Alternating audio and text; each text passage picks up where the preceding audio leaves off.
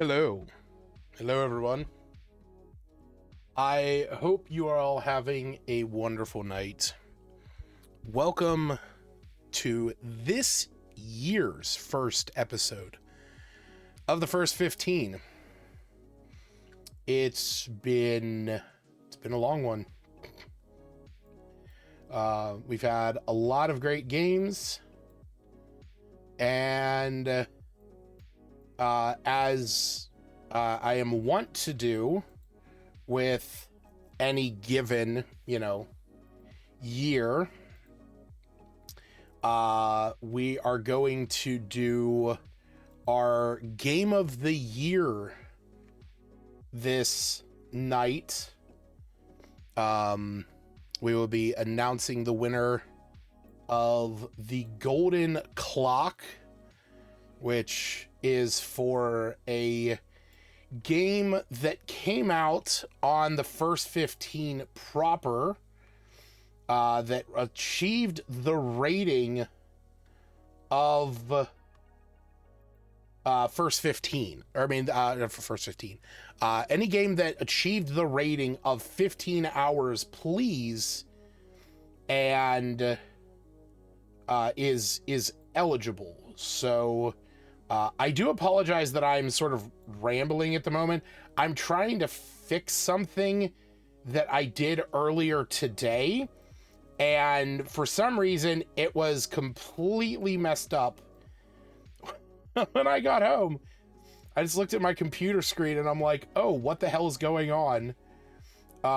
So I am just trying to fix this real fast, because even though it's not necessarily something that is immediately pressing, it is something I was going to use tonight. And I just want to fix it real fast. God. There we go. Tech gremlins suck. Ain't that the fucking truth? Oh, man. There we go.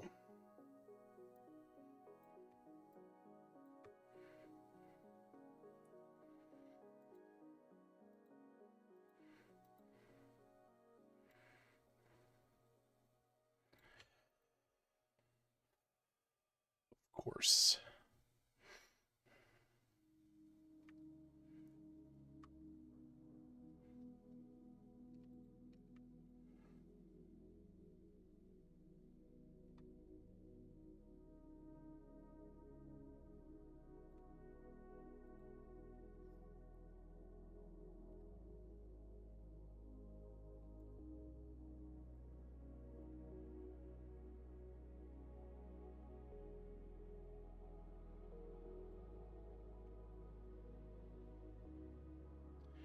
So how is everyone's New Year's going so far while I attempt to fix this? I hope you had a good one. I spent mine half at work and half shoveling my driveway. So, it is what it is for me.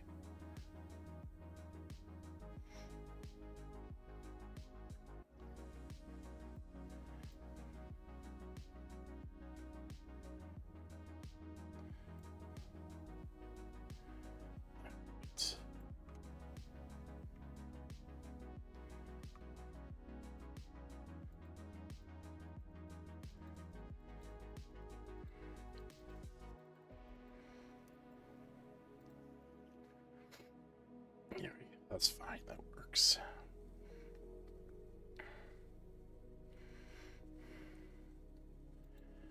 Okay. Yeah, some of these still don't work, but it is what it is. All right, sorry about that. Like I said, I was trying to fix something that I had done earlier today before I left, and it kind of got messed up while I was gone. So I don't know why. Also going to be eating my dinner throughout tonight's episode. This, I don't know how to describe it, but this is a family dish that my mom makes, and it's called Let's See Special. It's named after my great-grandfather. It is like, I think like a Polish casserole, but it is, it's pork bits, sauerkraut, sour cream, and rice mixed together. Basically, you take the pork bits and you brown them, and just to the point that they're starting to brown. And then you drain the juices off of those, but not like all of it. And then you put it into a baking sheet with rice, sauerkraut, and sour cream. And you're the second person to tell me that's what you had to, yeah. So, and obviously, it is a tradition to have pork and sauerkraut on New Year's. Like, that is a thing. But this is a family dish that we have every New Year's, and it is the most tastiest thing in the world. And usually my mom will have to make 3 pans of it, so that this way I have a pan and almost a pan and a half to myself, because it's so good and I just love it. But we got to put on a show. Stupid fucking fly. Get out of here. Cause as I mentioned before, today is the first episode of the year. That also means that today is our Game of the Year episode. Tonight we will be announcing the winner of the Golden Clock and the Golden Ghost. Where are those? Where did I put them?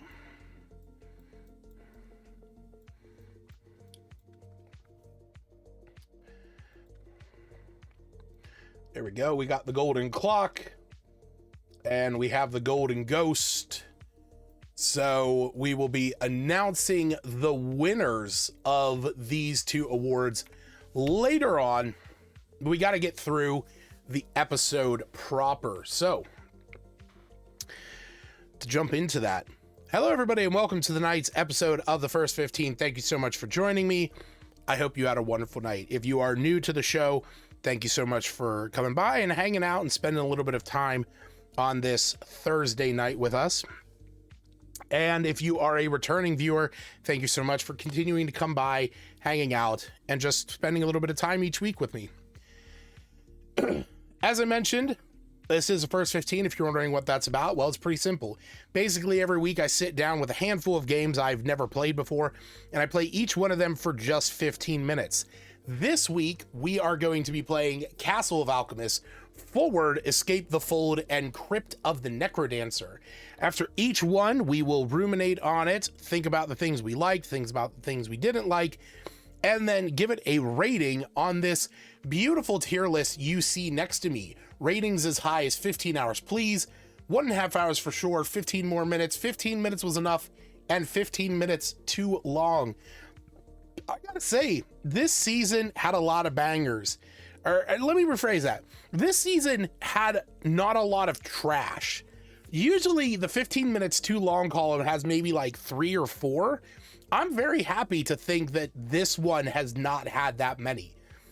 We haven't had a ton of 15 hours, please. Usually we have a little more than that going from season to season.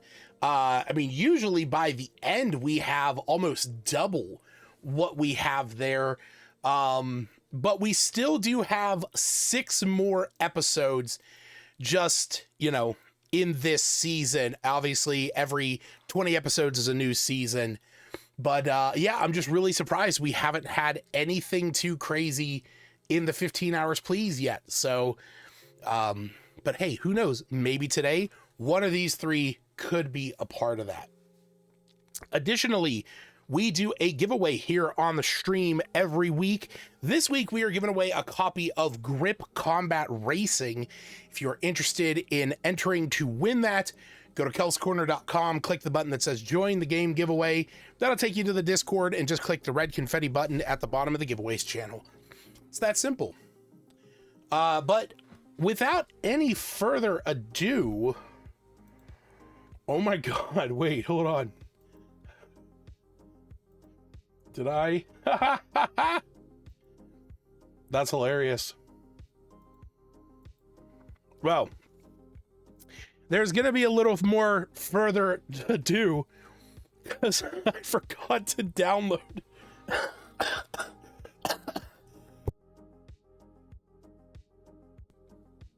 I 100% forgot to download the games. I spent my afternoon like going through, getting like things set up. Completely forgot to download the games. Oh boy, that is hilarious.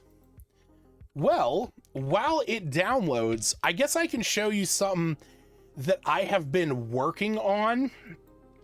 It's nothing crazy, but if you are aware of, if you've been watching this long enough, I've talked about it a few times. But basically I have set up a Google Doc that is for all the games that I have played season to season. And something that I recently wanted to do was to set up an entire web page where I could have like, you know, links to the videos, links to the, like the Steam database, you know, and stuff like that for the game. It just became a bit more of an undertaking than was necessary. But something that I wanted to have was, I wanted the list to be a little bit more visually appealing. And what I wanted to do was I wanted to have like the art for the game, like, you know, the cover art as something on the screen. So I was able to set that up. Oh, you know what? Let me do my display here. There we go. So now when you go to the link, which I'm going to share this out in here. I mean, you can find this over on the Discord as well. But if you're in here, you can see all the games that we have played in the past. And if I don't have them hidden, you can actually see some of the games that we'll be playing eventually.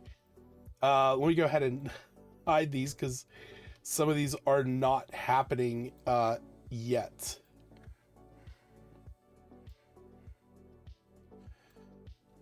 Boop. And hide. There we go.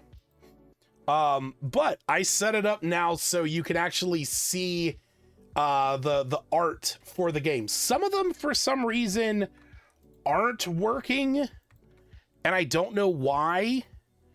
So like, I've been using the Steam database to try and like fix that. So like, the way that this works, the way I set this up is, as you can see, every game, you know, I put the name of the game here, and then there's this number. So this number actually relates to the app ID, which every Steam game has an app ID. And so I have this set up where wrong field. There we go.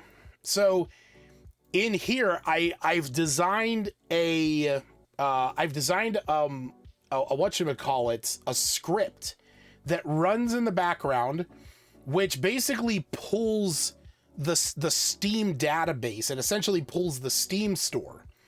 And so in this column here, it enters in, this equals the Steam app ID of whatever game is here on the left.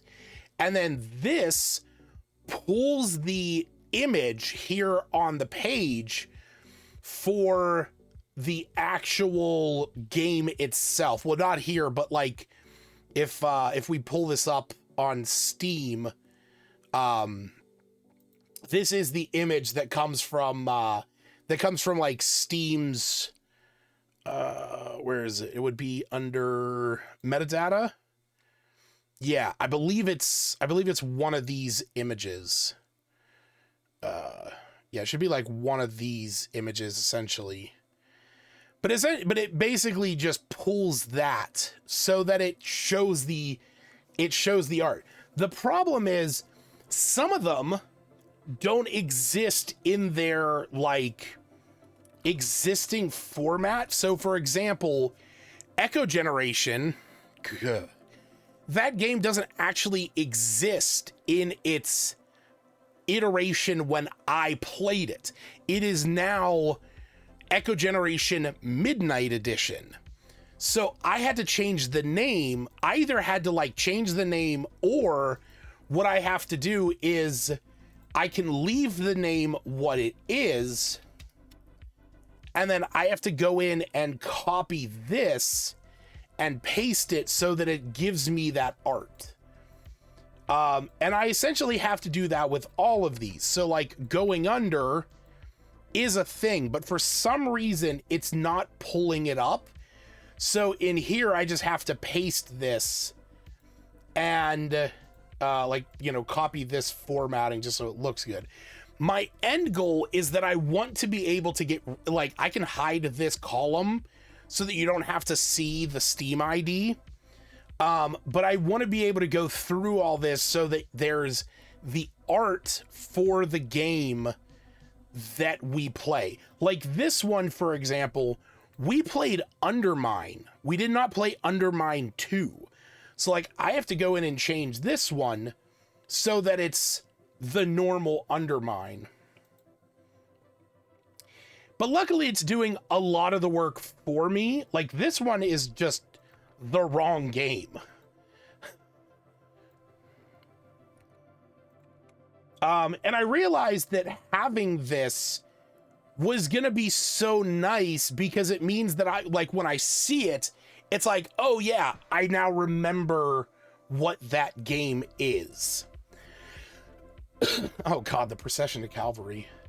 So, like I said, I might do this on stream later, you know, just to finish it up, because I have it set up. I'm just really happy with this. I think this works as good as I need it to. But we'll deal with that a little later. All right. Cool. Let me make sure that my thing is fixed and my games should be all downloaded. Yep, we're all good. All right, so we're going to go ahead and jump into our first game of the night, Castle of Alchemists. Another cool thing with SteamDB is you can actually see how many active users are playing a game at any time. And I think that's cool. Jesus.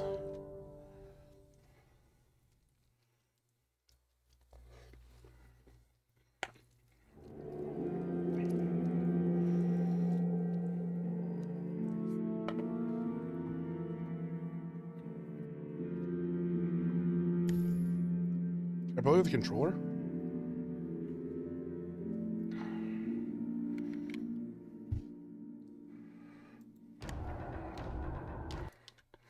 Maybe not. Oh well.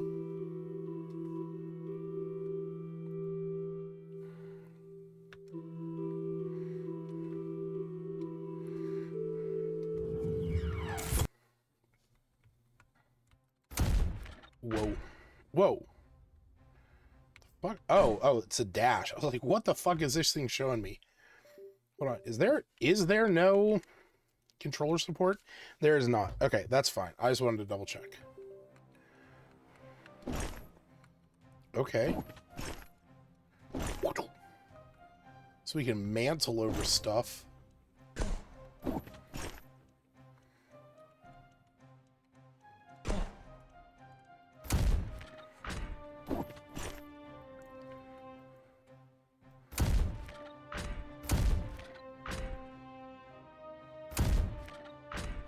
It's like auto reloading though. It's like I don't have to do that.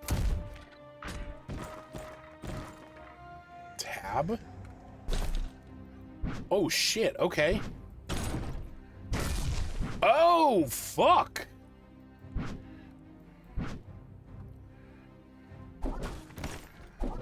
Jesus.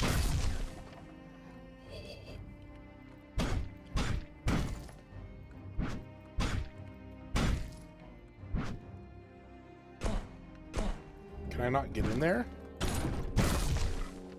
Okay. I really want to set this up to work with a controller. Ow. E? Okay.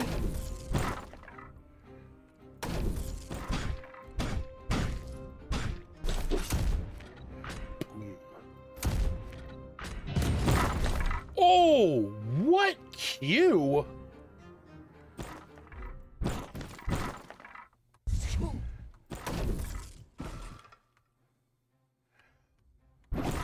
What the fuck? Yeah, I'm like really surprised that this game doesn't have controller support.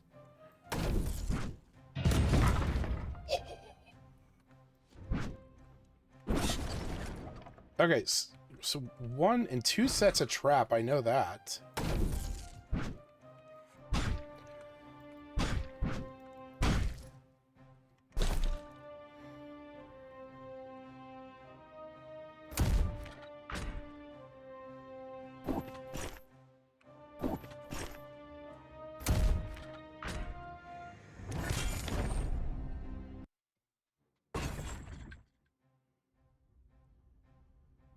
Use to defend the position to secure or retreat to the base. No more than 15 enemies should... Is this a tower defense?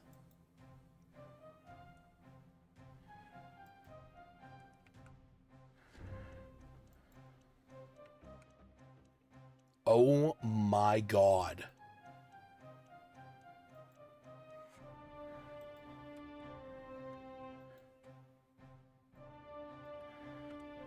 What?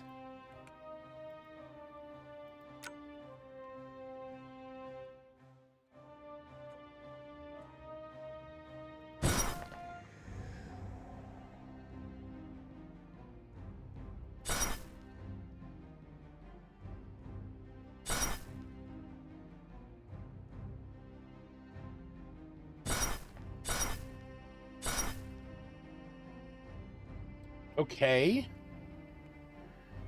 So, I mean, I don't have a lot more, but I might as well spend what I got.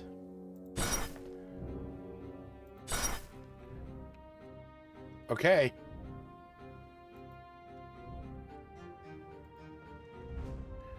We need to build a tower to... Oh. Oh, oops.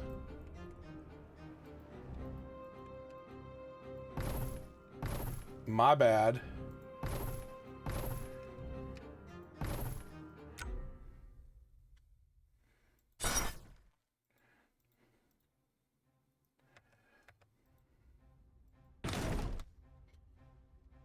Okay. Oh, okay, so I am, like, being let loose. This explains why it's not... It doesn't have controller... for the most part.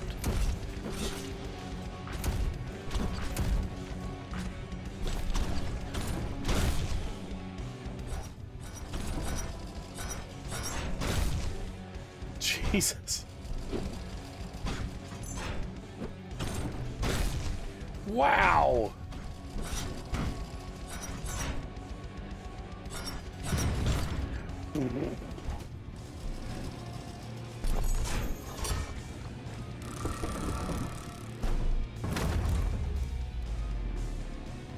Hell yeah, bitch. Flawless victory.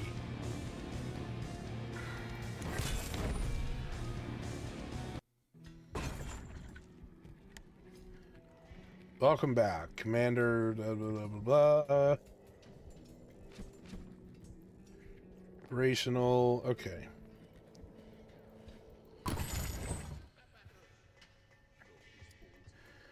Blah, blah, blah, blah. Oh, cool.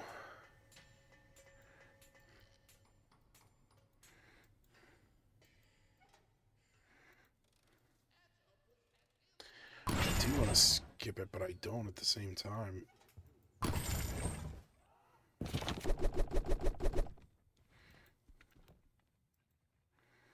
Okay.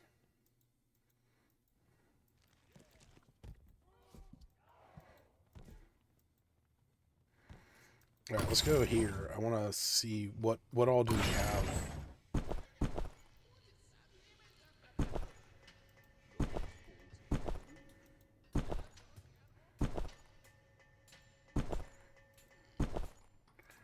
Do I just have these now?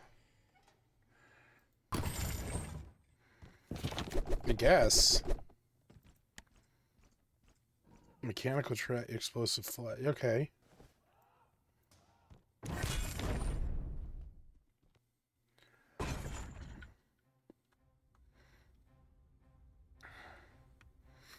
Okay, so they're coming from here. So first, where's the... Do we not have to build a tower here? Okay, I guess we don't build a tower in this one. Shoots. We're...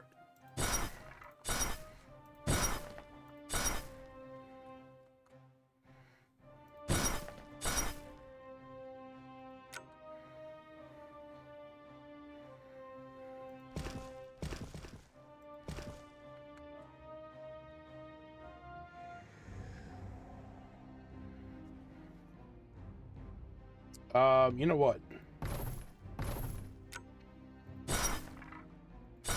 There we go. Let me out.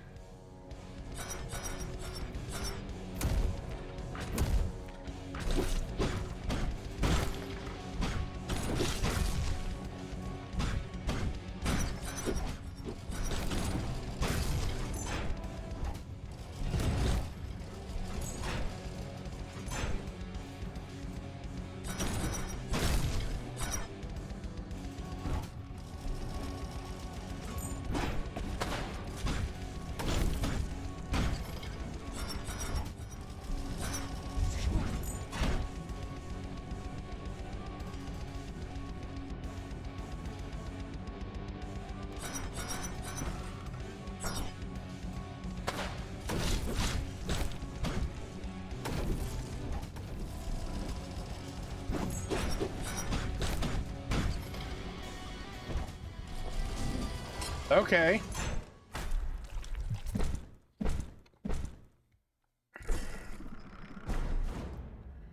So now I'm on the next... Okay, good.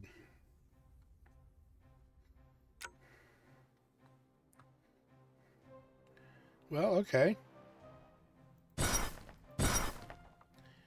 So if I put this here and this here, I can sort of funnel them. Oh, wait, I could do that here.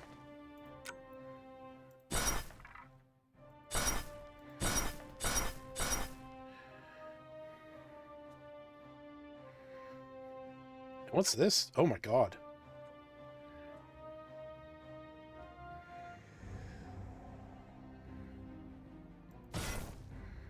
Fuck yeah.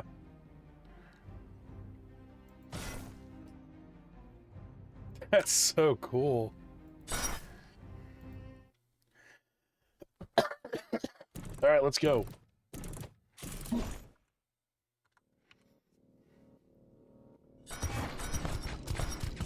Jesus.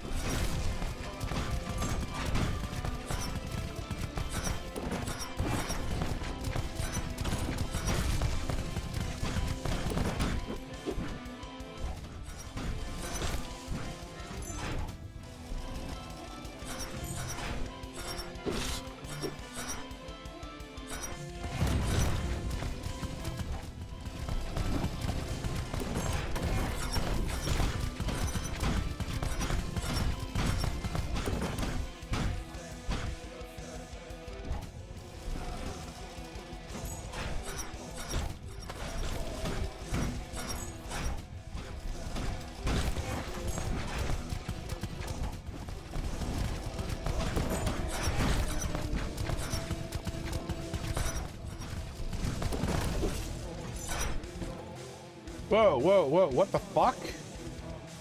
What the fuck? Oh, I died. Oh, no.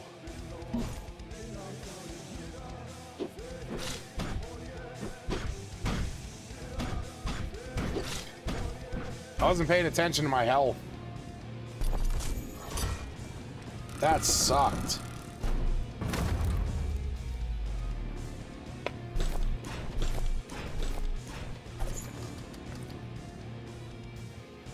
Damn it. Apprentice Gilbert.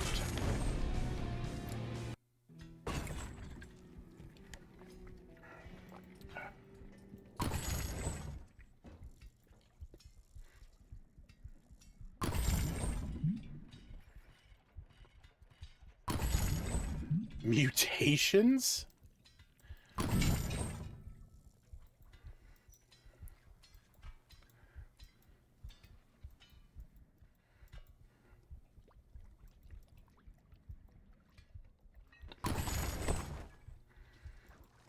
Okay.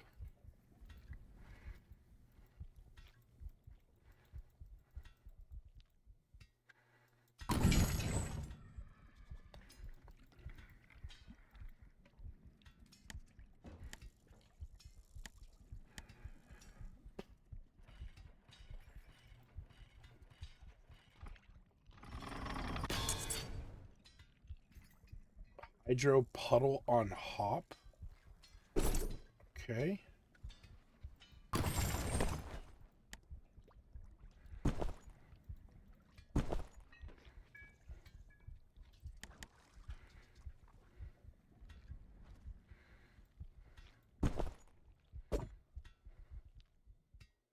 Oh.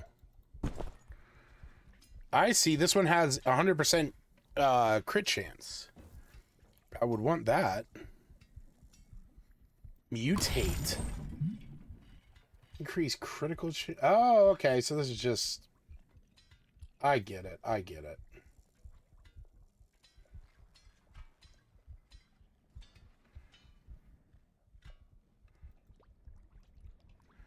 Interesting. I don't think I have enough stuff to do the things.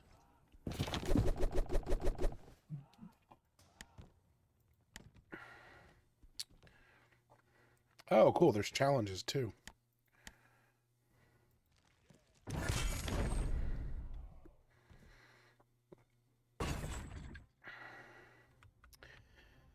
You know, I'm not going to lie. I didn't actually think that I would be that into a tower defense game. I'm usually not.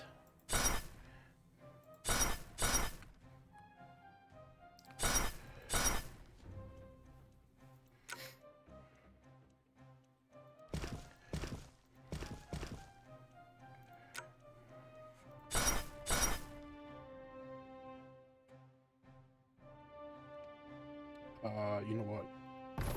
There we go. Put one there. Okay.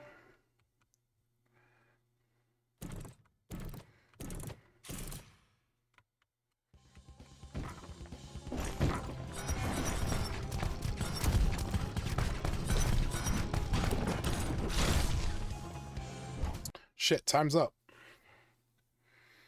Oh well. That was a lot of fun. All right, so that was the first 15 of Castle of Alchemists, described on its Steam page. Defend your castle in this fast-paced tower defense action hybrid game with stunning pixel art graphics. Play as alchemically enhanced warrior Bellator. Set traps, build towers, and craft powerful weapons, and defend your home. The fate of the castle lies in your hand. You can pick this up right now on Steam. It's half off until the 5th for $7.50, but you can also get a demo of this for free. This was cool. I wasn't expecting a tower defense game when I was going into this. Even in the beginning, like the tutorial, I didn't really feel like it was going to be a tower defense game. And then when it was, that was a pleasant surprise. I mean, it was definitely a surprise, but it wasn't bad. And I'm like trying to think where I am on what I want to rate it. Like, this definitely lands in the 15 more minutes. That's for sure. But part of me wonders, does this hit 1.5 hours for sure? Because I really like the action aspect to it, but I don't really get into tower defense games too much. But if I could get it on a controller, this would be really fun to play on the Thor. So here's what I'm going to say. I am going to give this 1.5 hours. I think it's really good, and I do want to play more of it. I want the controller. That's the main thing for me. Like, I kind of need that controller just to make it a little bit more entertaining and like a little bit more, you know, me. But even without it, it is still fun. But yeah, I would say for right now, I will give that 1.5 hours for sure. Cause I think I think it is it's a good game. You know what? I wonder, can I just back this out to make my life easier? Hold on. Let me fix this scaling here for a second. And we will just a bit, and we'll do that.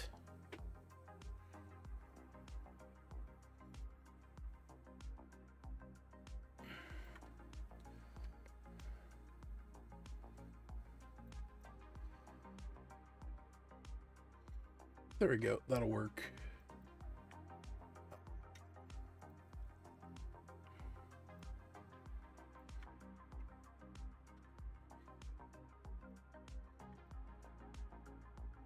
There we go. That's a little bit cleaner. All right. So yeah, I think I'm going to give that 1.5 hours for sure. Because I do want to play more of that. I want to see what more it has, and I want to put some more time into that. And like I said, I think once I can get a controller set up, I think it'll be a lot more fun. But we'll have to see. Time can only tell. But next, we are going to move on to our second game of the night. Forward, Escape the Fold. And this is technically the Ultimate Edition. The one that I will be playing, for whatever that matters.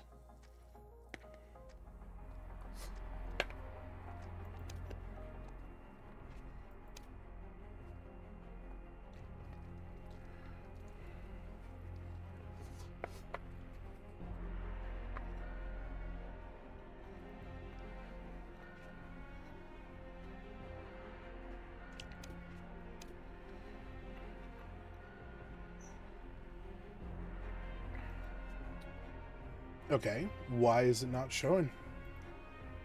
I don't know.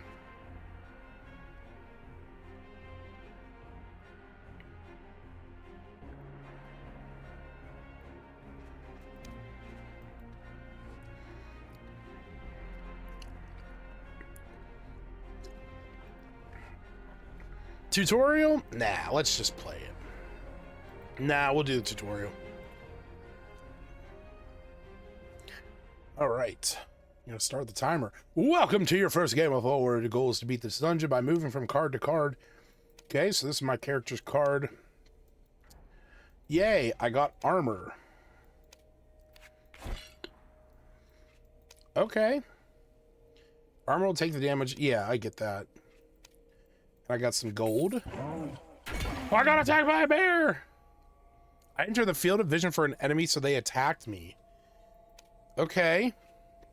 Always attack if you move in front of them. Oh! This is so fucking cool! Oh, so I can choose to... oh! Alright, so my choices right now... this and then this, but then I could get to shield. I don't know if I get over here if I'm going to be able to get to there. So, you know what? I'm just going to take the risk. Ah, okay. Ooh, mana has appeared. Is a resource that allows you to get your special power. Oh, cool. Oh, cool.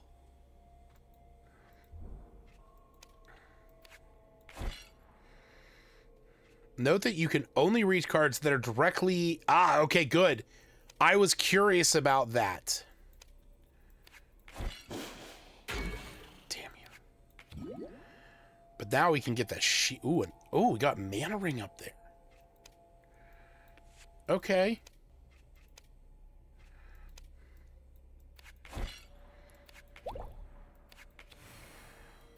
Poison. Of course.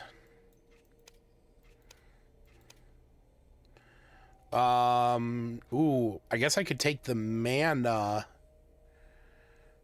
but I could also take the shield. Because that's not going to do a lot of damage. Ooh, and then I healed up. All right.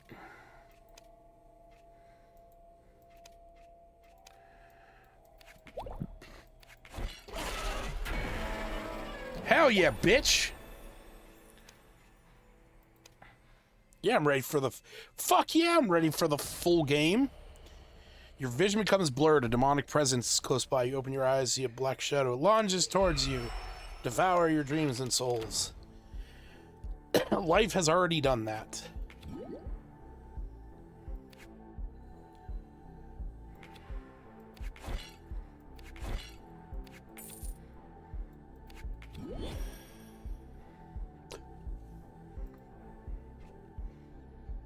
Inflicts 2 damage to visible enemies.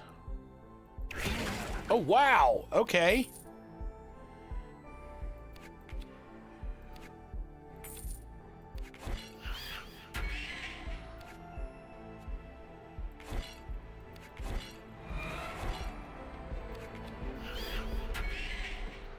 Fuck yeah. Ooh, you get greed after 2x after being attacked by an enemy. All poison cards inflict. Ooh, sick.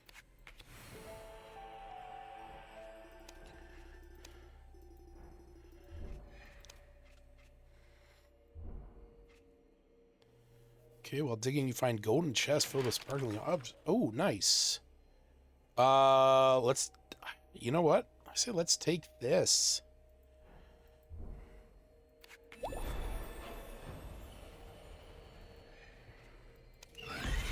Oh no. Yeah.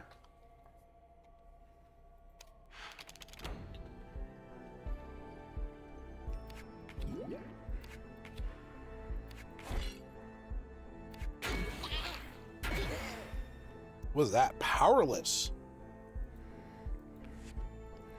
Can no oh, I can't use my power. Okay.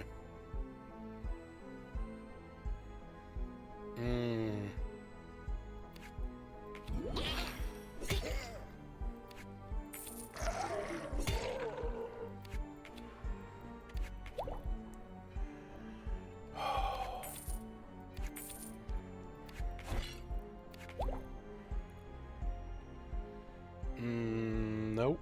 Don't want to do that. Although...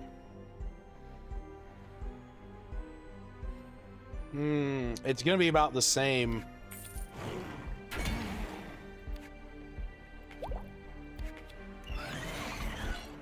Ooh, a sword.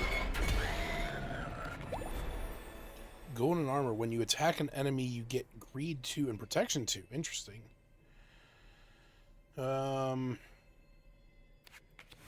Yeah. Sorry, noise. Ready to fight. Ah.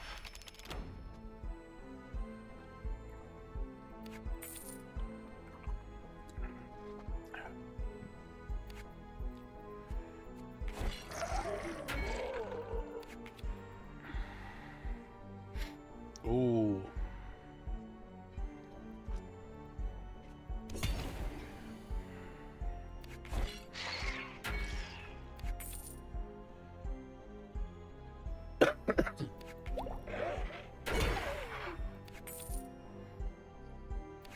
Ooh, merchant chest.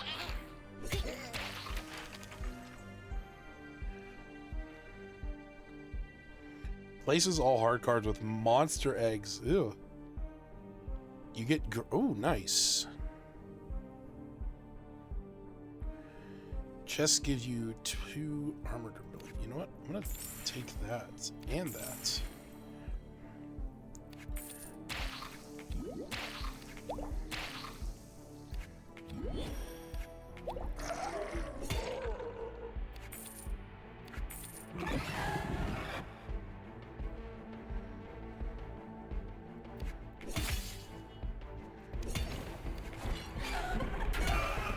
Oh yeah, bitch.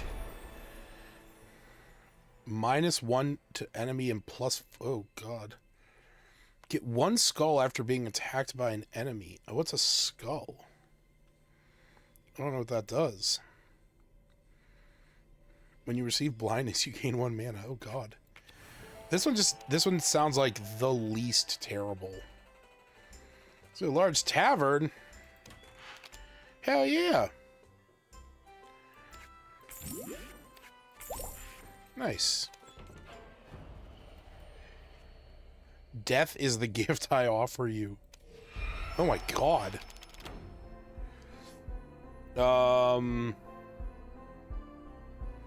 Shit, this is gonna suck.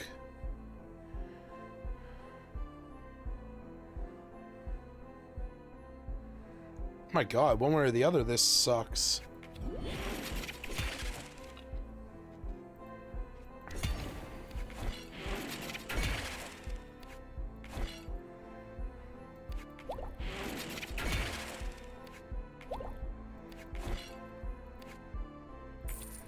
What is the castle?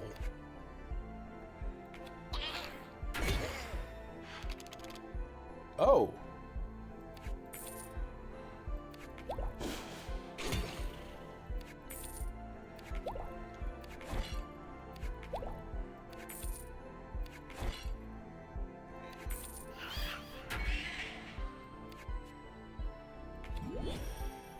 Serious Black Knight inspires both rage and fear. They know the strength.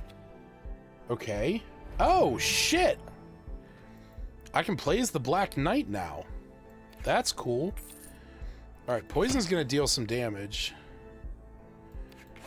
I need these shields more than anything.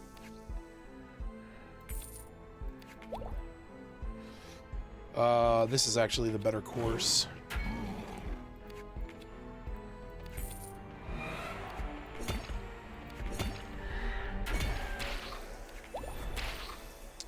Electric Axe. When you use your power, you inflict 2 damage to all... Ooh, and receive blindness.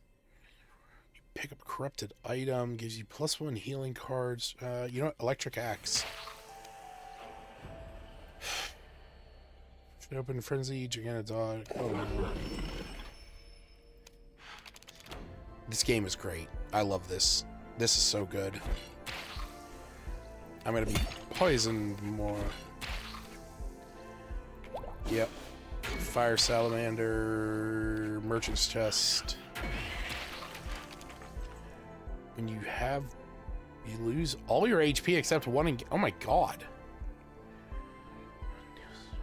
Heals you by 1 HP for each 10 skulls you have. Golden Axe. When attacking an enemy, you... Oh, shit, yeah, dude.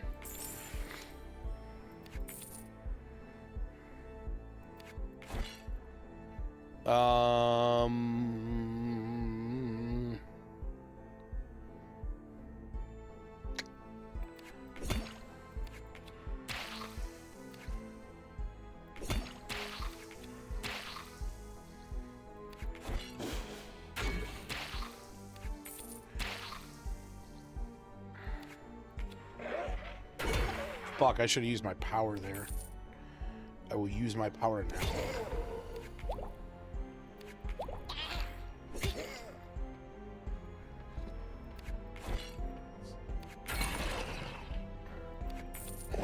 You know, this game is great. I am loving this.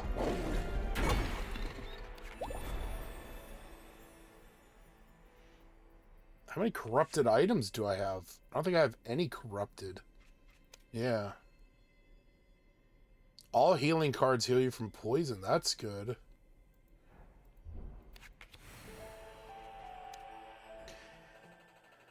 This reminds me of another game. I can't think of... it might be Hand of Fate. But it feels like it's a different style of card game, but it has like a, you know, you move your character who's a card, you know, along a path of cards.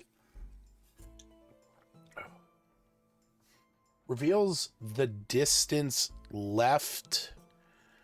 Oh, okay, that's cool. When you attack an enemy, you gain +2 protection. Well, that's good. Let me grab that.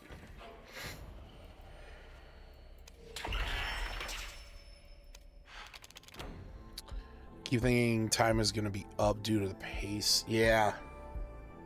Go this way. Get some poison. You know what? I really want that merchant's chest. But at the same time, it's okay that I don't get it. But I'm gonna play a little bit more proactive. Chest of the Dead. These are corrupted potentially.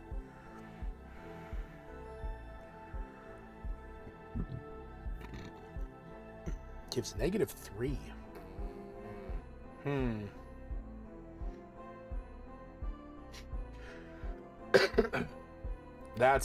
I want this.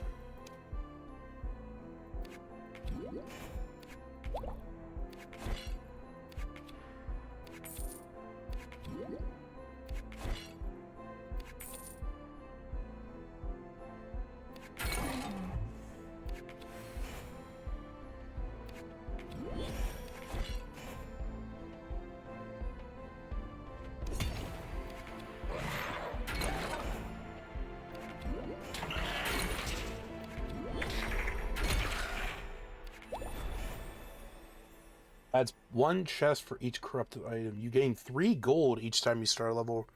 Oh, you know what? I want the protection.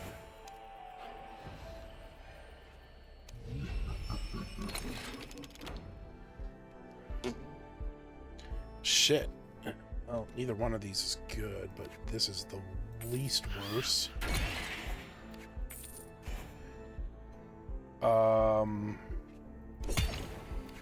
Might as well use that. Golden hammer, hell yeah. Nail? Chest gives you 5 gold and 2 blindness. Now...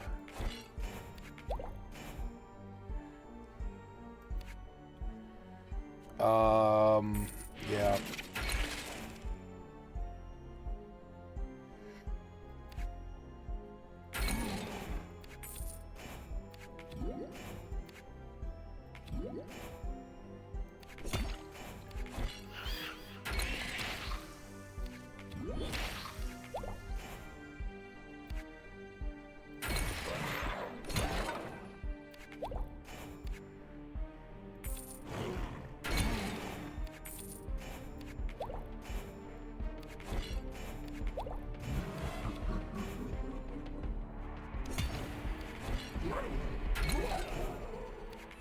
Alas, we meet, and then you're dead.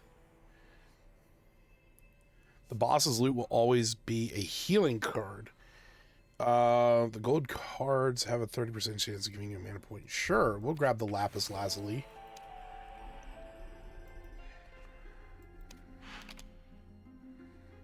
Oh, no, yeah, we want maximum health. I'm already at full health. No! Time's up? Shit.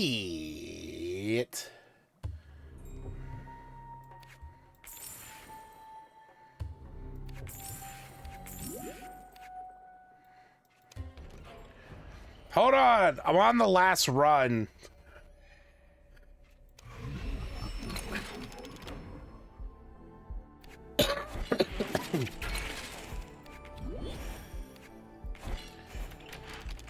What do we got? Ooh. When you get an item, you get an extra copy. Shit, I don't have enough for that. Stealth after using your power. Oh yeah, that's sounds great.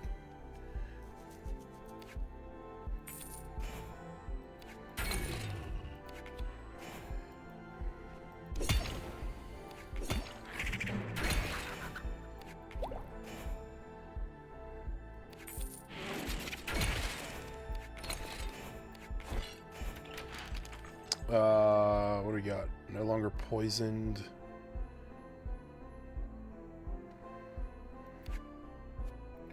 What is this?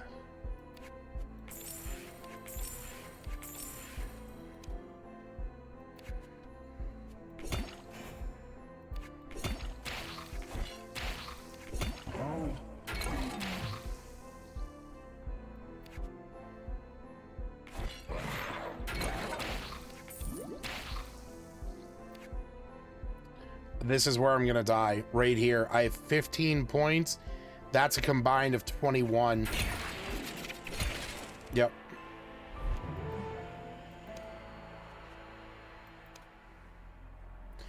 Damn. Damn. All right. So that was the first 15 of Forward Escape the Fold. Described on its Steam page, it was created to be the perfect bite-sized roguelike dungeon crawler. Choose your champion and face a relentless crawl through the card-based dungeons. Collect items to power your abilities and defeat the gruesome monsters facing you, but keep going forward. I'm very curious.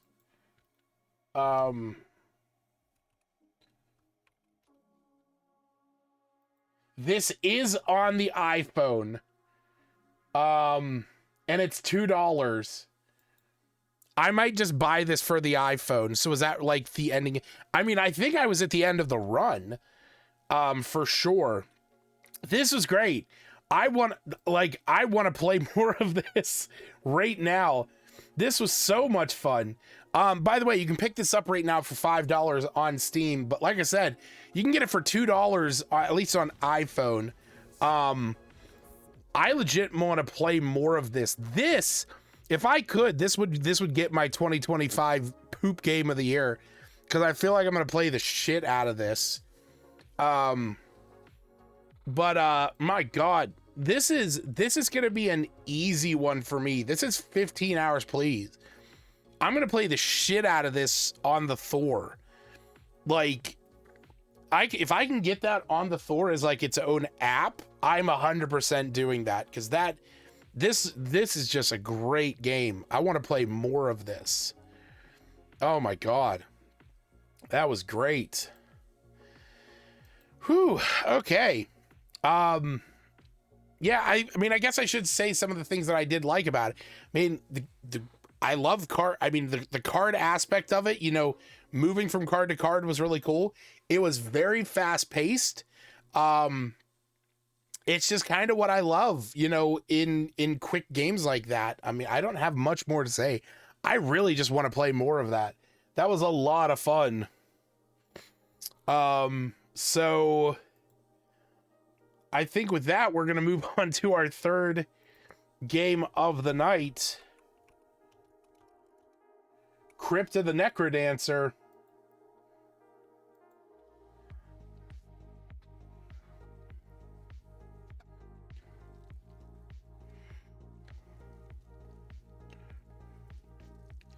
E.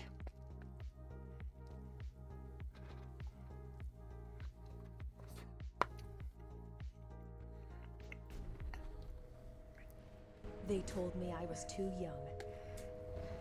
They told me I needed more training. Huh? I told them to drop dead. Oh. How ironic. And then you drop I don't know dead. how I survived that fall. Something strange must have happened.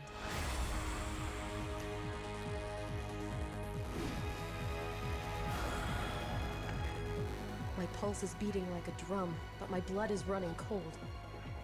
I'm not sure what's going on, but I came here with a question. And I'm gonna find the answer if it kills me.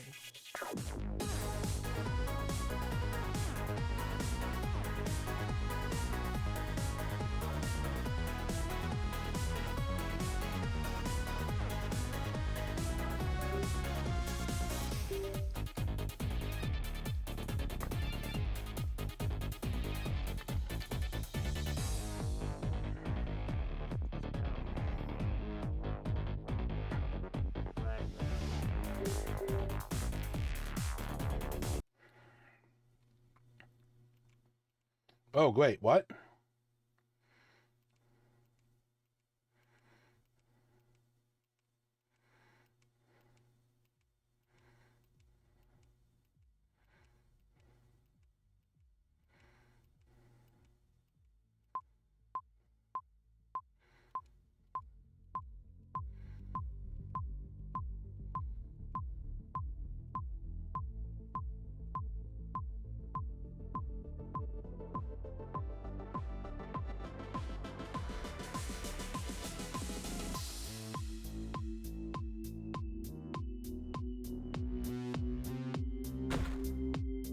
If I'm gonna survive this, I'll have to remember what Uncle Eli taught me.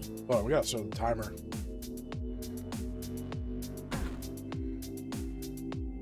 Every opponent has a predictable pattern, Elsa.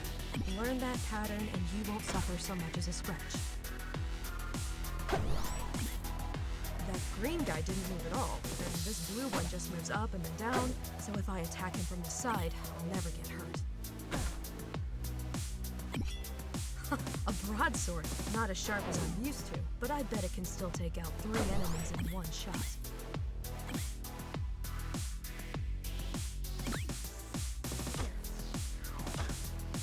Looks like those skeletons put their hands in the air when they're about to jump. If I'm in the way when they move, it's gonna hurt.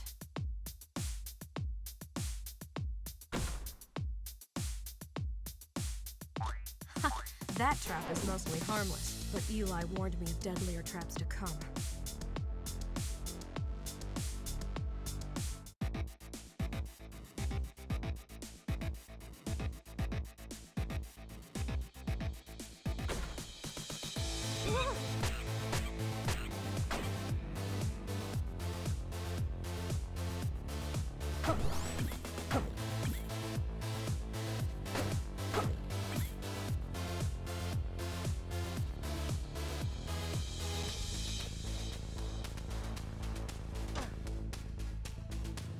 I'm not good at rhythm games.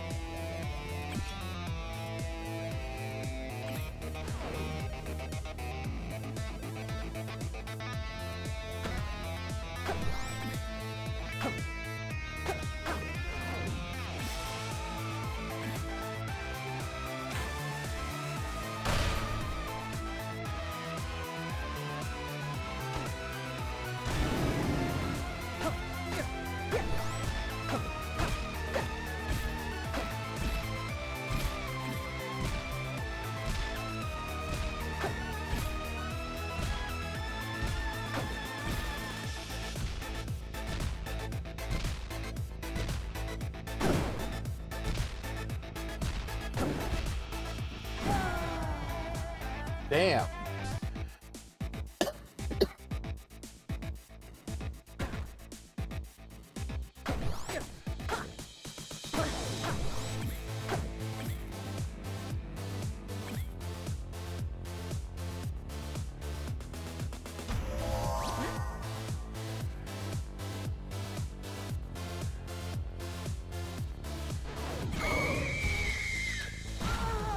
What the fuck?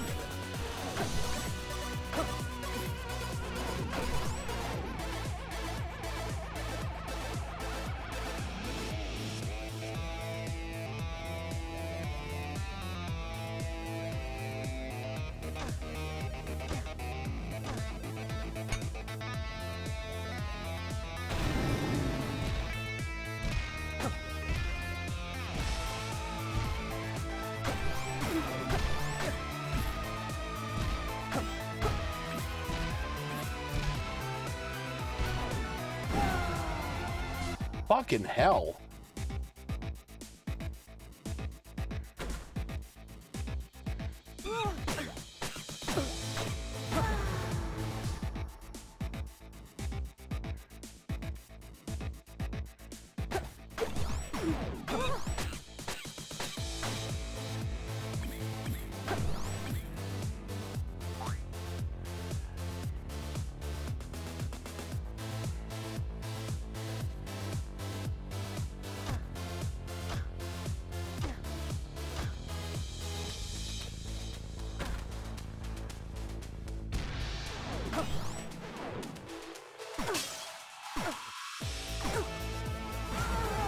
What the fuck was even going on there?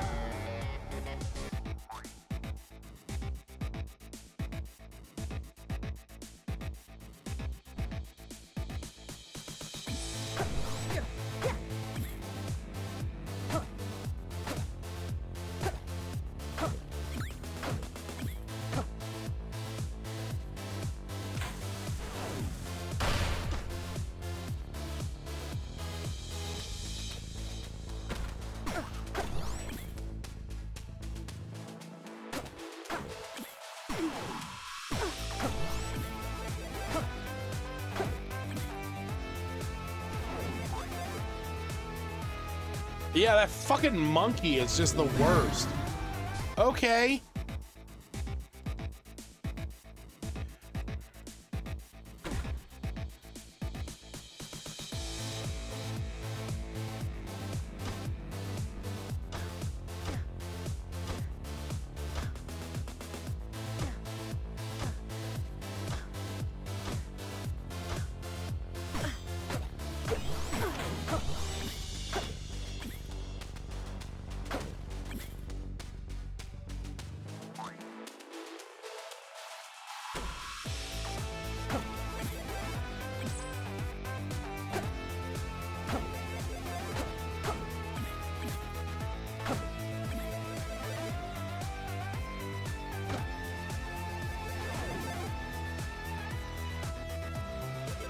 Yeah, I keep forgetting that I have the bomb.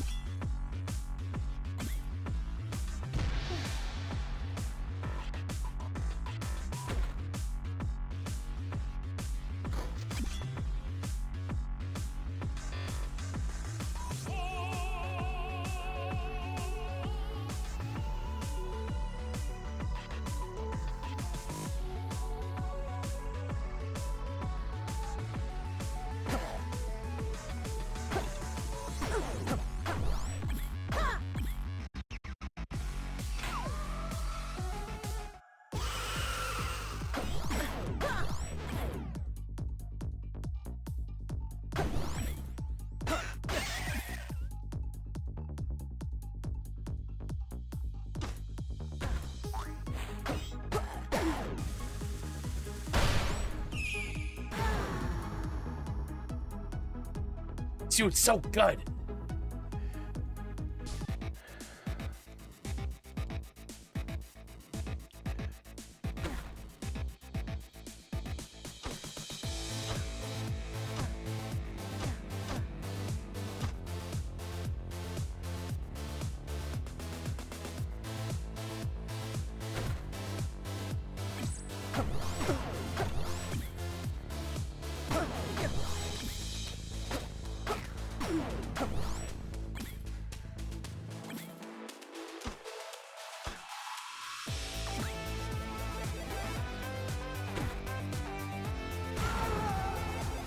Wow.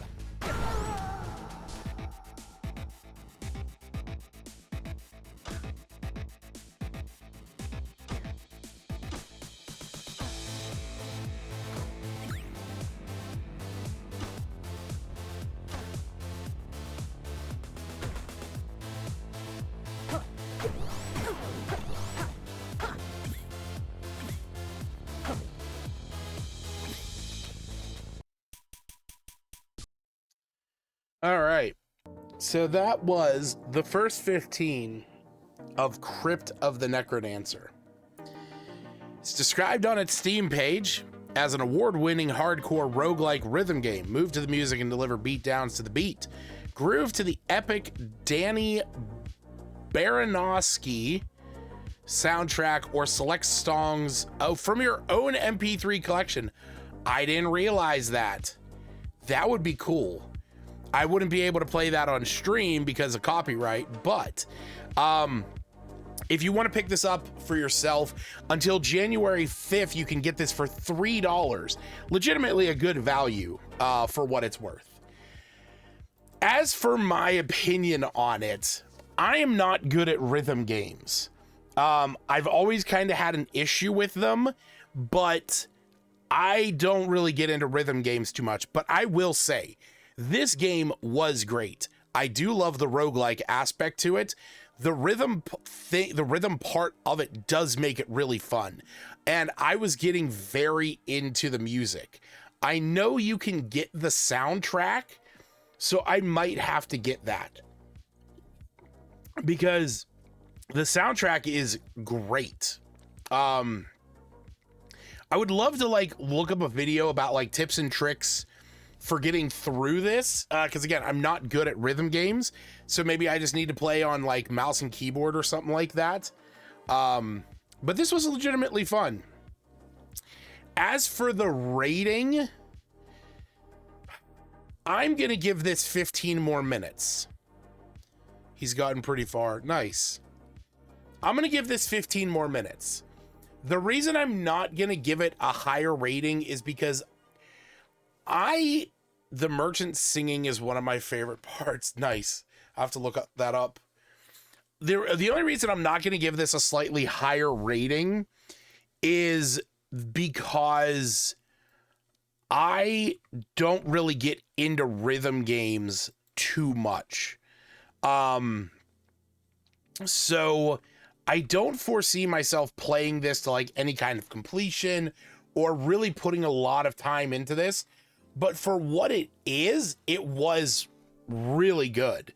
And I would like to play more of it just to, you know, see if I can get past those first couple levels again, you know, legitimately. I feel like I didn't do too well in that. But I think 15 more minutes is a good rating for it. So, but that being said, that is going to bring us to the end of our usual show. As a reminder, we are going to do the Game of the Year awards right after this, so just keep that in mind. But just as a quick recap for tonight's episode, we played Castle of Alchemists, Forward, Escape the Fold, and Crypt of the Necrodancer, which Castle of Alchemists got 1.5 hours for sure. Crypt of the Necrodancer got 15 more minutes, and surprisingly, Forward, Escape the Fold got a 15 hours, please. I am very much looking forward to playing that. I plan on getting it on my phone so I can give it a poop rating.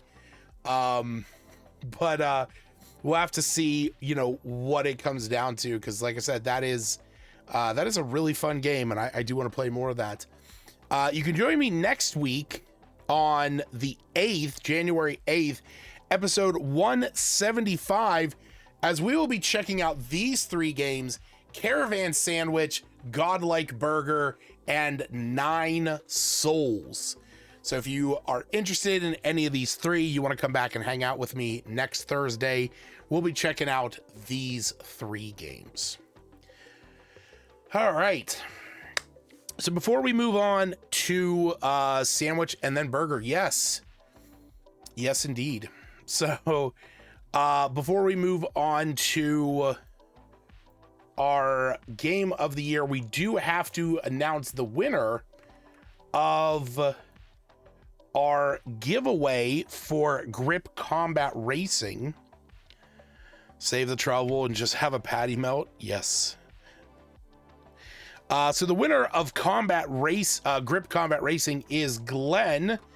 Congratulations, Glenn. 2 weeks in a row. Picked up Creeks last week and picking up Grip this week. But For those of you curious, if you want to know what game we're giving away next week, we are giving away a copy of a game where we had a developer in the stream. And unfortunately, it was a game that I did not give the greatest rating to. Because we're going to be giving away a copy of Arcade Paradise. If you don't remember, this is a game that is kind of a dating simulator that takes place in an arcade.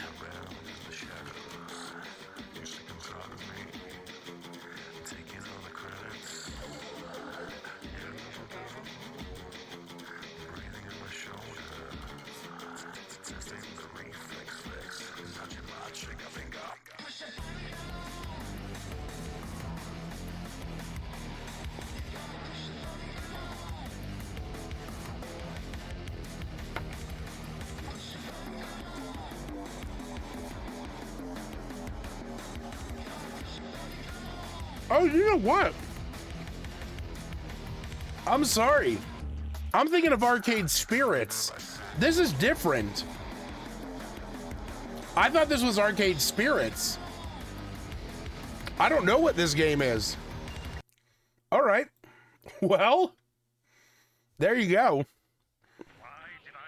I legit thought this was Arcade Spirits.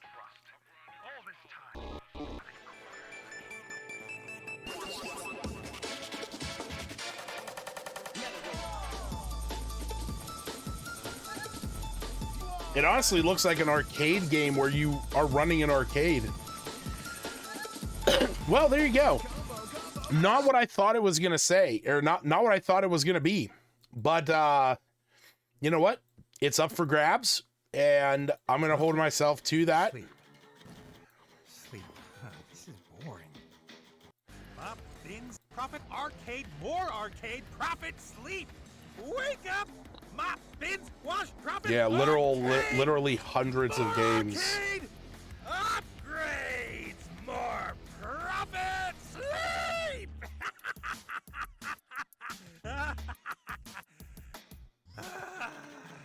Go from.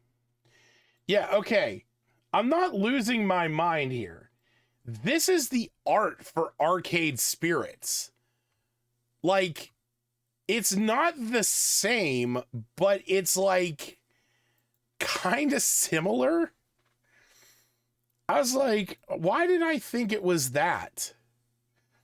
All right. Well, regardless, the game's up for grabs. If you want to enter for a chance to win Arcade Paradise, head over to kelscorner.com, click the button that says join the game giveaway, and you can just click the red confetti button at the bottom of the giveaways channel. It's that easy. All right. But moving on, normally this would be the end of our show, but we are now going to go over the games from 2025. We are going to put them into a tier list all on their own. Talk about what we did like, talk about what we didn't, and whether or not I actually played any more of it. And to kind of hold myself to that, you know, to that, I'm actually going to pull up all of my, I'm going to pull up my play data for these games so you guys can see if I actually put my money where my mouth is, you know, if I actually held myself to those ratings. Oh, I don't want two. Oh well. He's whatever.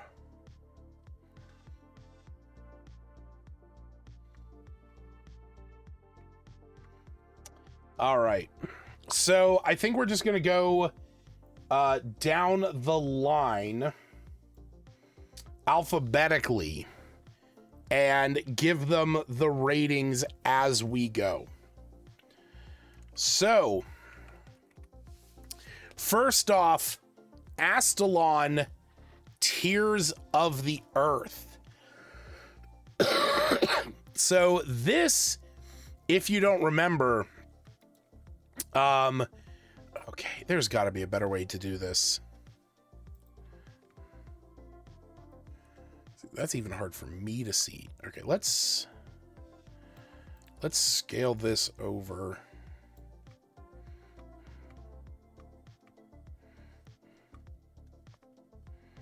See, that's even hard. Again, that's still hard for me to even see. Okay, well, we're just gonna have to do it this way. Oh, come on, damn it! There we go.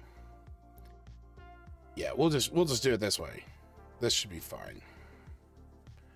So, okay, yeah. So, Astalon, Tears of the Earth. Yes. Okay. So, yeah. To Stacy's point, just as a reminder, in the first 15, the idea of a 15 hours please rating, which all of these games did achieve a 15 hours please rating, is that if I had time and I could, give these games that kind of time, I would play these games for 15 hours. Now, I will be honest with you, there are games that, I don't really get back to just because I'm playing other games at that time. Or as I play it, and Astalon is going to be one of these games, after a while, I might hit a wall with it and just not want to continue. So keep that in mind. That's always going to be the factor. 15 hours please is always going to be a game that, like, I hold at a high rating and I would give it the 15 hours if I could. But like I said, sometimes as time goes by, the games don't really hold up, or maybe they don't. Maybe after the 15 minutes, I realize it's not, really what I was hoping for. There's going to be one game in this list that really exemplifies that. But Astalon, Tears of the Earth was a really fun game. Just as a reminder, it was a 2D retro platformer where you played as 3 different characters. You played as a warrior, a mage, and a rogue. And depending on the kind of character you were playing as would affect how you would move through the level. So it was kind of an old school platformer, but it had a bit more of a, it had a bit like of a Metroidvania style to it. So you would have to play through as one of the characters to get past some obstacle, then go back to your camp, get another character, and then move back through it.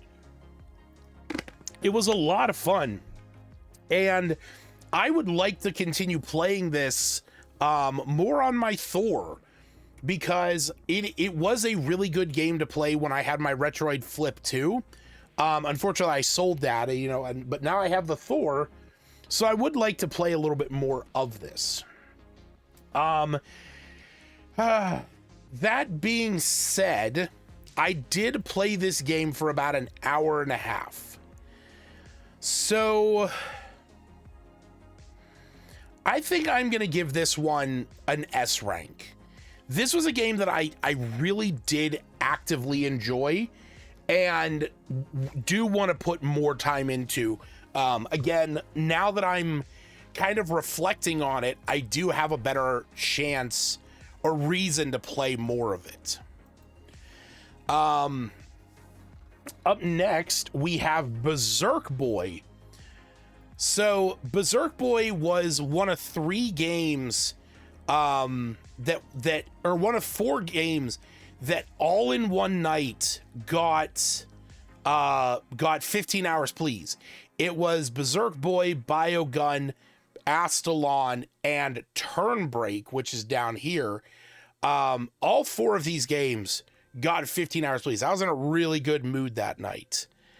Yeah, look at this. There's 3 people playing this right now.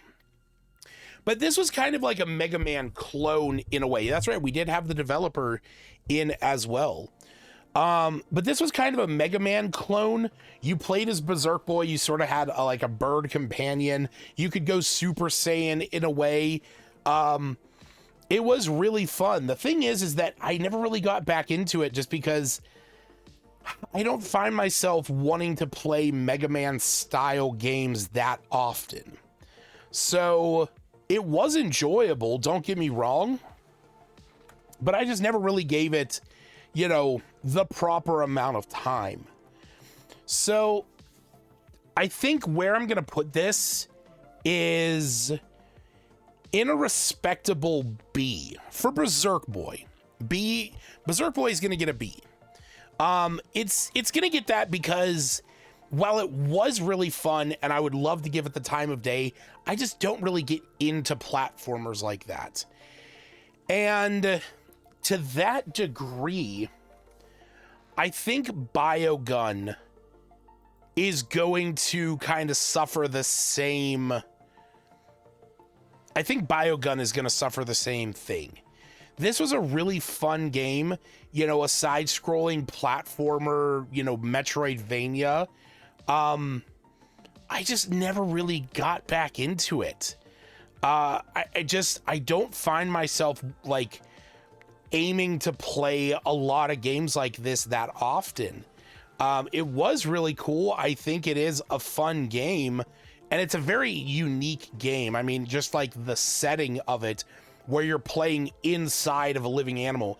And if I'm not mistaken, I think the dog's name was Gigi or Gidget, because that was my dog's name, and I think that was one of the reasons why I really liked it. But I think because of that, like, I'm gonna give this one a B as well. Just because it's not really something that I got back into. Okay, Black Future 88 was a game that I had to look up again to even remember this.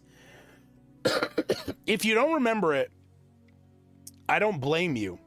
It is a it's a, you know, side perspective, almost like twin stick shooter roguelike, where everything was, I did not remember this either, but like I did play it. It was very fast paced. Everything was super chaotic. You had different kinds of guns and you would like move from room to room. I remember playing with the sword a lot. But it was so chaotic. I'd have to rewatch my video to even understand why I gave this a 15 hours, please. Because I just don't know. I legit don't know. But that being said, I do remember it being a bit of a fun game. Time is now measured in minutes left to live. 18 to reach the top of Skymount Tower. Revenge for a world left in ruins. Yeah, it was very fast paced. Well, or start again. Who are you? Tough choices start now. Skills, health, or the right arsenal. You can't have everything. Choose wisely. Different weapons are better for different situations and enemies. Information is power. All yours is stored in the Codex, a compendium of potential destruction. Dash to the top of the tower. Choose buffs and curses. Trade your humanity for power. Combine weapons, buffs, and skills to create a whole new level of chaos. But I don't think I have the mental fortitude to play that again. So I think because of that, I don't necessarily want to give like any game a D. Like, this wasn't a bad game. I just don't remember it. So I'm not going to penalize it too much. I am going to give it a C though. Yeah, I'm going to give it a C. All right. Bleak Sword DX. This game was great, is great. If you don't remember this was a like strange pixelated diorama roguelike fighter. This game plays so well on the 4. I play this all the time on there. Even though I've only put like 23 minutes in it, it's because I play it offline on the Thor, and I don't think it like records anything, but I have put a good hour into this. And it is crazy fun. And I still love the old school retro look. Yeah, no, Bleak Sword is definitely going to get an S rank for me. You know what? I'm actually going to change a rating here. I'm going to say Astalon. If Bleak Sword's getting an S, Astalon's getting an A. I'm going to change that. Yeah. If Bleak Sword's getting an S, Astalon's getting an A. Because I will still go back to Bleak Sword regularly. But like, I sort of need to be in the mood to play through Astalon. Yeah. That's where I'll say that. All right, next game. Boomerang X. I never touched this after the episode.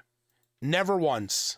This was a game where it was a 3D platformer where you had a boomerang, you had like a glaive, the crawl, and as you would throw it, you could teleport to where it was. You could make it explode. You had to kill all the enemies. It was very fast paced, but it only was like an hour long. And it was very boring after a point. So I did play a little bit more of this, I think. Yeah, no, I really didn't. Like, I just never got back into this. It just wasn't anything that I really cared for after a point. So I'm going to give this a D. This wasn't anything that I got back into. I think I was just like really into it while I was playing. All right. City of Beats. Where's my music? There it is. City of Beats is a roguelike shooter where there is a beat. This is sort of like a non-rhythm game where you don't have to like work to a beat, but everything you do creates a beat. So this game was a lot of fun. Unfortunately, I just never got back around to playing more of it. I do want to play more of it because I did have a lot of fun with it. Everything was like up on the rooftops. It was kind of a bullet hell because you had to avoid a lot of different enemy attacks. So I do want to play more of that. So I'm going to give that an A. I did really enjoy that, and I just never got back into it. All right. Up next, we have Dome Keeper. So I did play a good bit of this. If you don't remember, this was a game where you had a dome that was attacked by monsters, and you had to fight them off.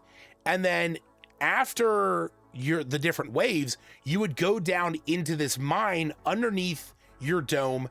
You had to collect resources to upgrade your dome. You had to find these chips.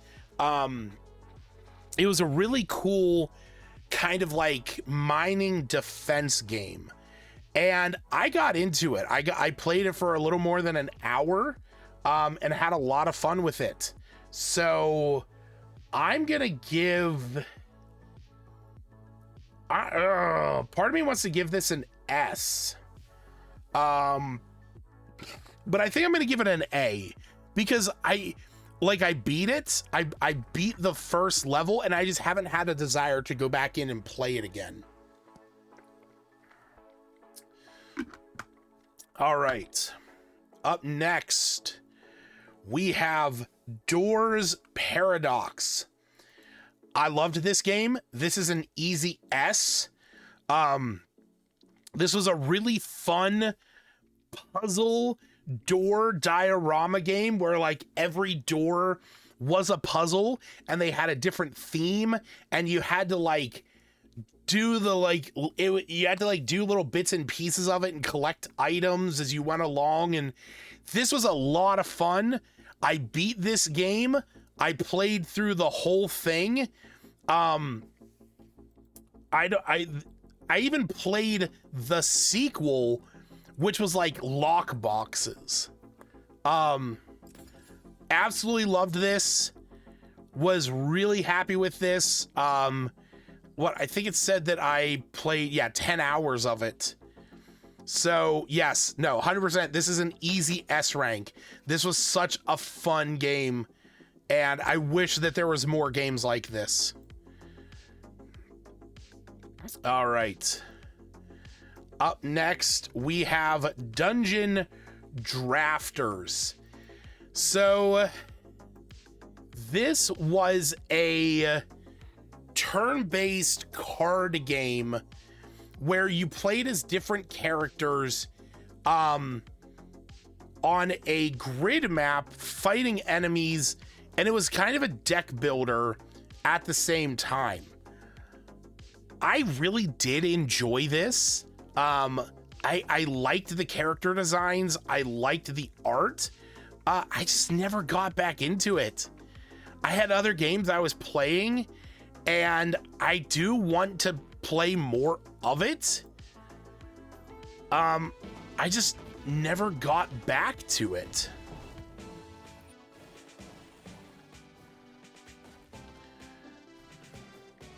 It still looks like such a fun game too.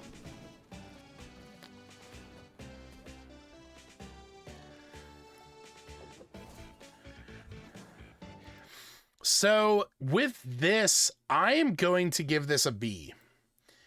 It's one of those games that like I do feel confident for the rating that I gave it. I just never got back in to play more of it, but like, you know, I probably will if I had the opportunity. Card-based video game I'd rather not play. Yeah. No, that's fair.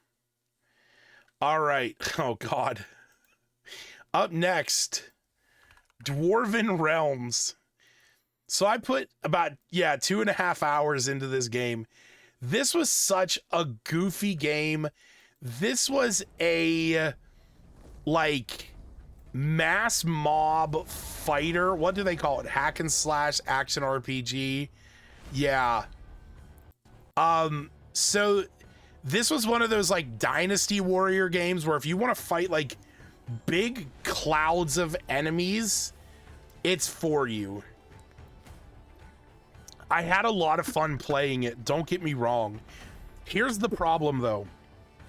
Once you get like an hour or two in, you realize the depth that you are entering is so beyond your scope, and there is so much to do. Look at this, okay? Look at this fucking skill tree. Look at this. This isn't even the whole thing. Like, how do you know what to do? Like, you have to know what you're doing when you go into this. This is like Pillars of Eternity level of skill tree. This is absolutely ridiculous. And there was so much. There was so much. And I just could never. I could never. So I am unfortunately going to give this a D. This was so overwhelming that I just never wanted to play it again. All right.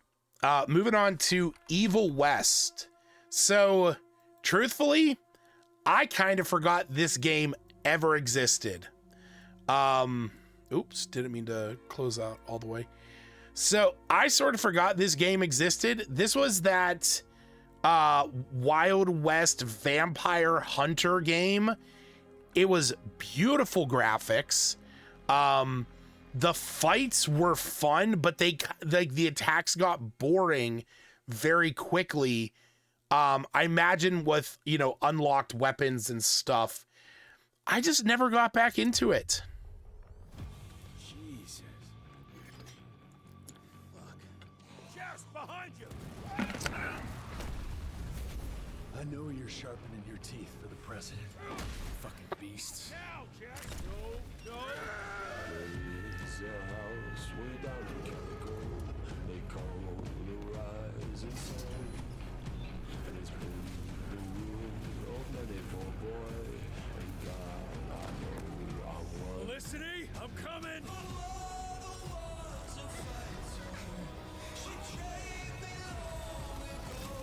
Smash. This wasn't a bad game. This was just forgettable. So I'm going to give that a C. It wasn't bad. I don't regret playing it. I think it still is a great, like, it was a great game at the time. I'm not going to go back to it. Like, even though I gave it a 15 hours, please, it's just not something I'm going to get back into, unfortunately. All right, up next, Gods Will Fall. This is another one of those games. There's nobody playing this right now. This is another one of those games that I fell in love with so fast and wanted to play more of, just didn't really have the time. In fact, I planned on streaming a lot of this, just never really got back around to it. But this was a really cool game. You played as a group of villagers that went in. You played as a group of villagers and warriors that went into dungeons. And if you died in there, you would go back out to the village, to the group, and you'd have to play as somebody else.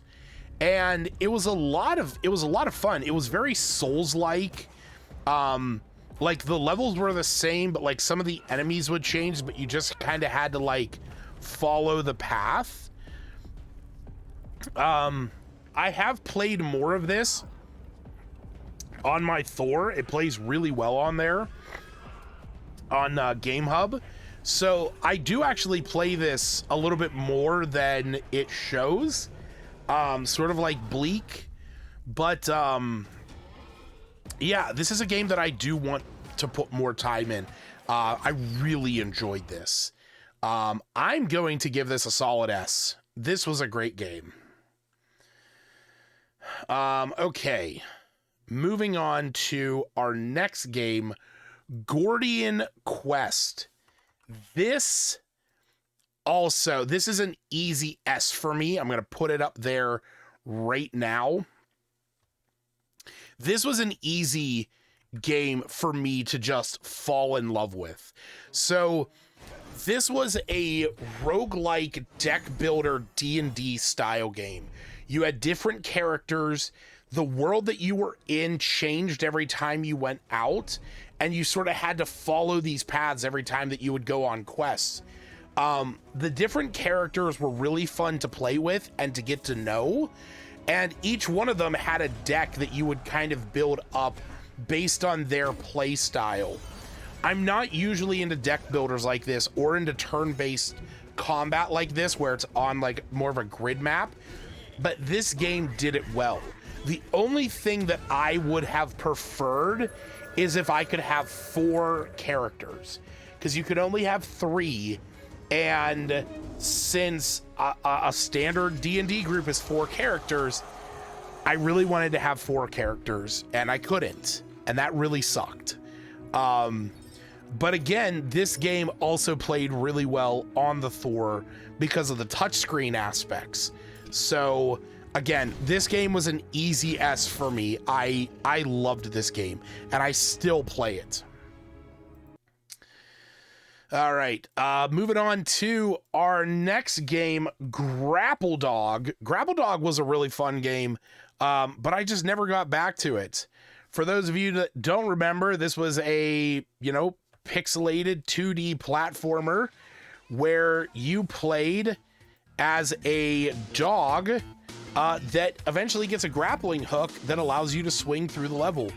It was very like Wario World, just in its kind of like play style.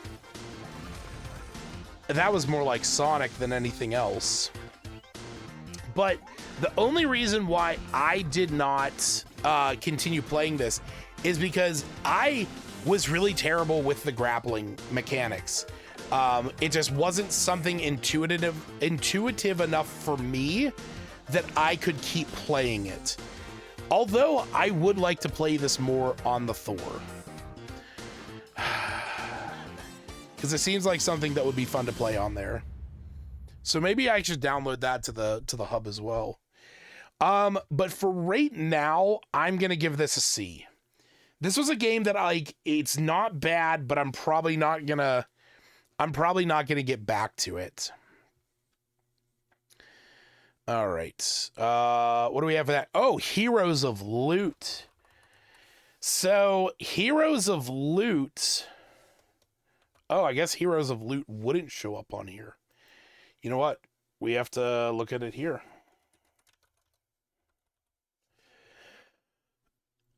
So Heroes of Loot 2 was one of the many games by Orange Pixel. This is a classic roguelike. It's a turn-based, dungeon crawler where you can play as one of 4 different characters. You play as 2 of them at the same time. And it was a lot of fun. I played this one and Rogue Fable at the same time. This one was definitely more like modern, I feel like. But it also felt a little too easy because like playing as the Valkyrie, just like spinning the weapons, I just felt like I was invincible. This is a really fun game though. And I don't necessarily know if I'm going to give it an S, but I am going to give this an A. Just because I feel like Rogue Fable did some of this a little better, but at the same time, this was really fun. All right. Moving on to Kunai. Kunai was a platforming game that was, again, a bit of the, physics aspect because it did have a grappling system that was a little bit weird. But this was a really cool looking game. I will give it that. This was a very fast-paced, I feel like, game. It was a little too big for what I was looking for at that time, but it was a lot of fun. I feel like I would, again, I keep saying this, I feel like I'd have a lot of fun playing this on the Thor because it is sort of that classic retro style.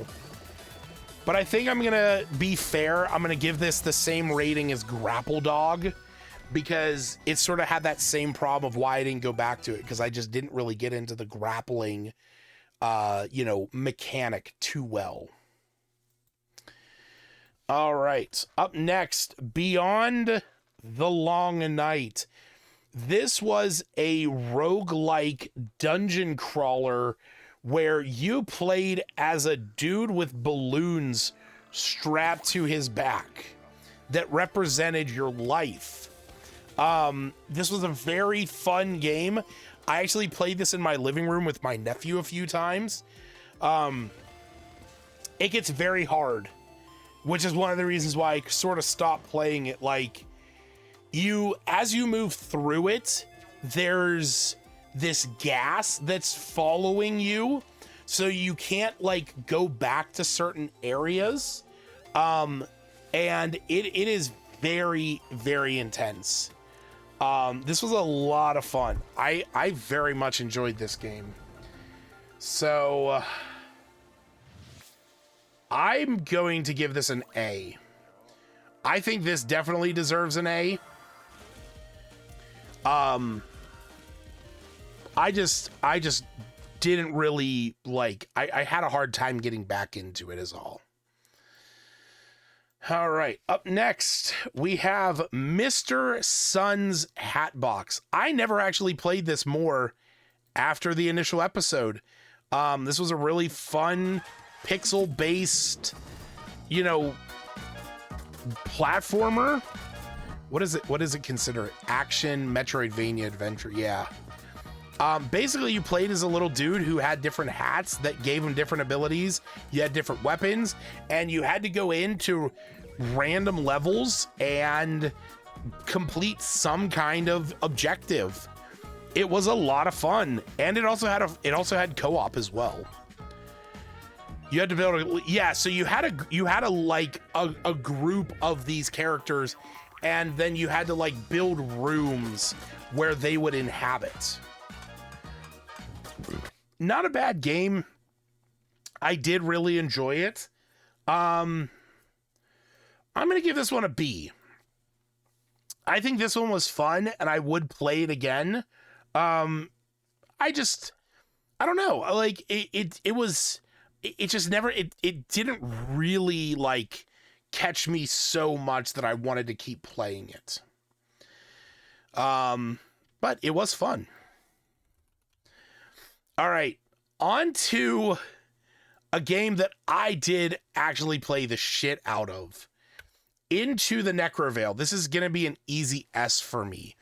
This is a roguelike dungeon crawler where you play through different stages that are like each one's a different room in a dungeon, and you are trying to get like to the final boss and then beat him and then move on.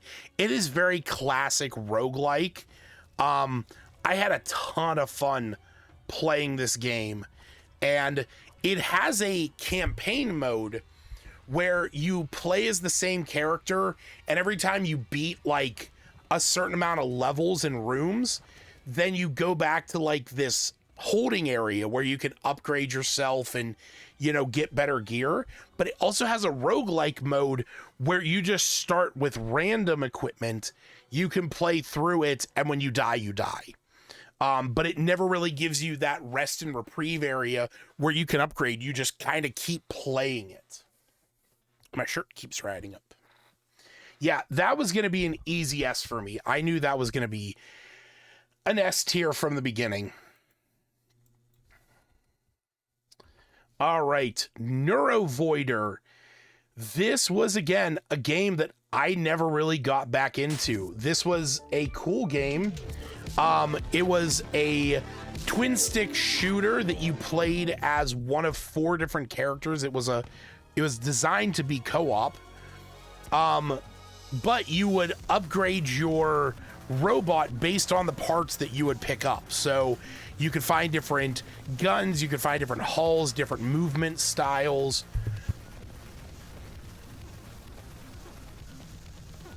Very chaotic, very fast. It was really cool. It was just, you know, never really got back into it. So I'm going to give Neurovoider a B. It is a gameplay style that I really enjoy. I just never really got back into it too much. Move that over just a hair. There we go. The fuck? Dova, come on. I don't need my door open while I'm sitting here talking. All right. Up next. This was a game that I put a good amount of time in. Odinfall. So this was a game that is very much like the game we just saw. It's very much like Neurovoider, but instead you play as a Scandinavian Norse character, different guns, different weapon types. You can upgrade them. You have different abilities based on the character you play as, and you're essentially going through fighting through Ragnarok. I played the hell out of this game. I mean, I put well over 15 hours into it. This is also getting an easy S for me. This was a game that I sat in my living room. I had it on the TV. It was a ton of fun to play, and there was all kinds of weapons to unlock, and it was so much fun. And when you had a good run, it was just incredible. Like, you felt so powerful in it. Yeah, I beat it twice, I want to say. Like, actually getting to the final boss twice.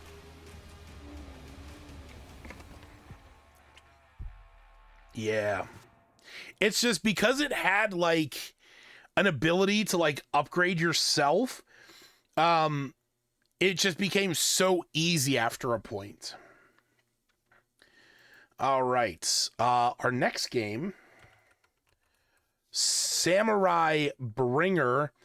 I did not really play more of this. If you don't remember this, this is a really interesting looking, like, 3D 2.5D fighter. But one of the things that made this really interesting was your attacks were kind of like programmed. You would get different abilities as you would play, and then you sort of had to, like, program your attacks. A god whose strength were taken and generals will Yeah. reward you with combat scrolls. Combat scrolls contain Yeah. various combat techniques such as slice, thrust, and jump. You can freely combine combat techniques in the action builder. Stacking multiples of the same technique will increase its power, and you can even add elemental and special attributes to your attacks. Create your own unique movesets. Over 100. It was a really cool concept, but it was very overwhelming, and I didn't feel like I was good at designing those. But it was fun. I think that one I'm going to give a D. I think I'm going to give it, or not a D, Jesus Christ. I'm going to give that a C.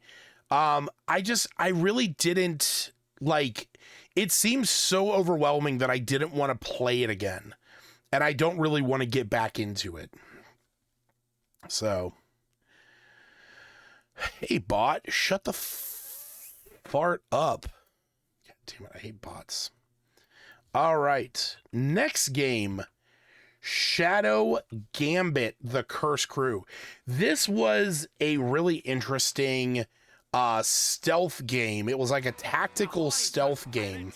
Welcome to a stealth strategy game where you'll assemble a pirate crew with unique magical powers sailing aboard a I never got back into this because I just felt like I couldn't be bothered.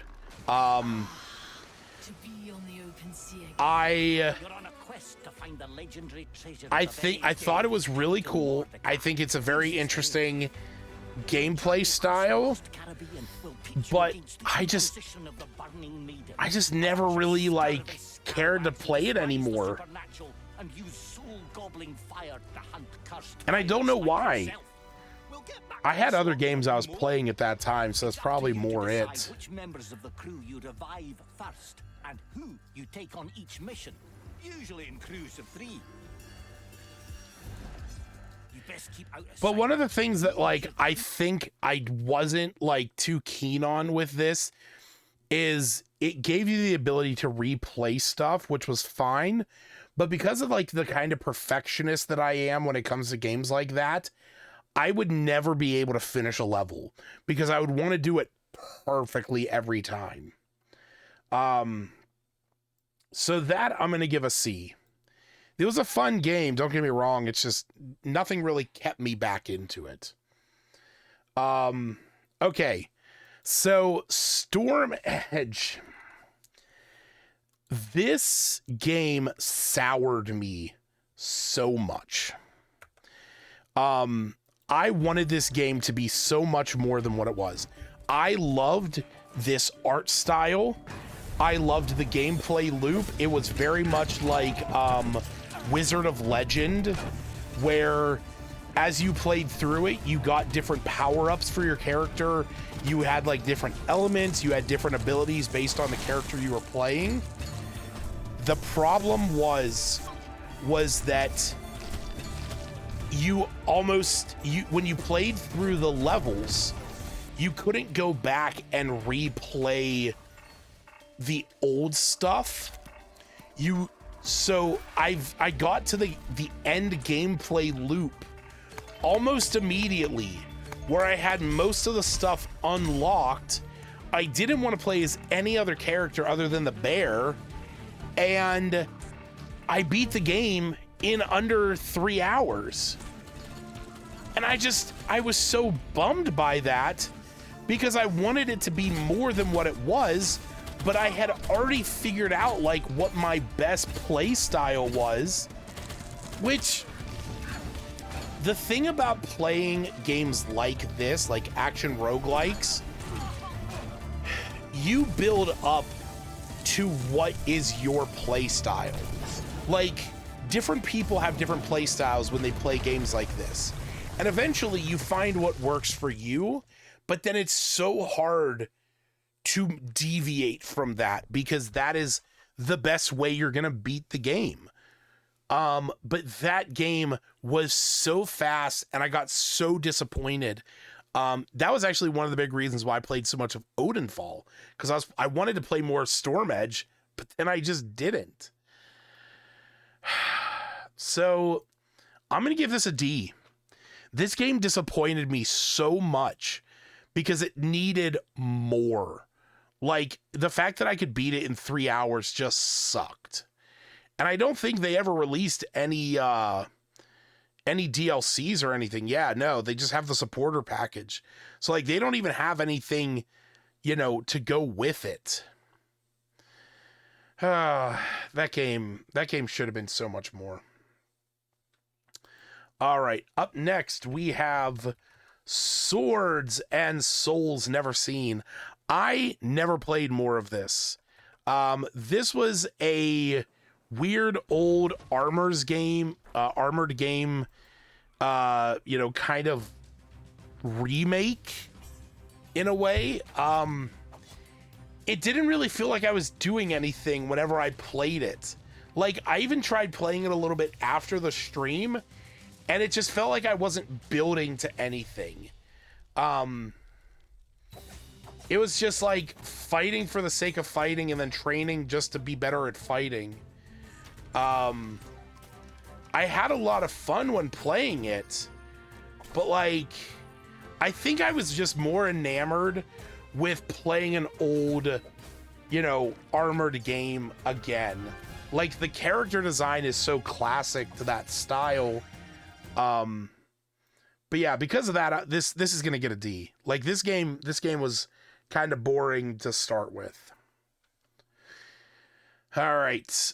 And lastly, Turn Break. So, if you don't remember, Turn Break was a game that I played the beta for and had the developer on stream. And in fact, the developer reached out to me and sent me some free swag. I don't have it around me. I did have the little coin nearby, but I can't remember what it was. And that was the other thing. I was also the first streamer to play it.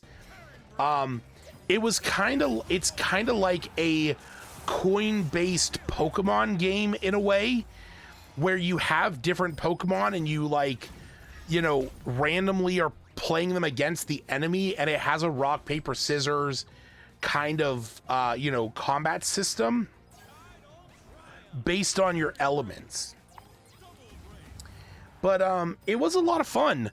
It's just, I never really got back into playing more of it, which is unfortunate because I didn't really unlock a lot of stuff. I was just playing other games at the time. But it was really fun, and I was really, gracious to the developers for reaching out to me and sending me some free swag, and I do want to, acknowledge that. So, thank you to them. But I think, if I'm being fair, I'm probably going to give this a B. it was a lot of fun for what it was, but I just never really like got too into it. I'm not into huge creature collecting games, that often. So it doesn't surprise me that that's kind of where I would sit with it. But with that said, that does mean that we now have the tier list for the 2025 Game of the Year. At least the first 15. So, with that in mind, the game that I am going to rate, the game that I'm going to give the golden clock to is an S tier game. And I think it sort of comes down to, I think it really comes down to like 3 of them. I want to say 4. Oh man. So I'm kind of between Bleak Sword, Gods Will Fall, Gordian Quest, and Into the Necrovale.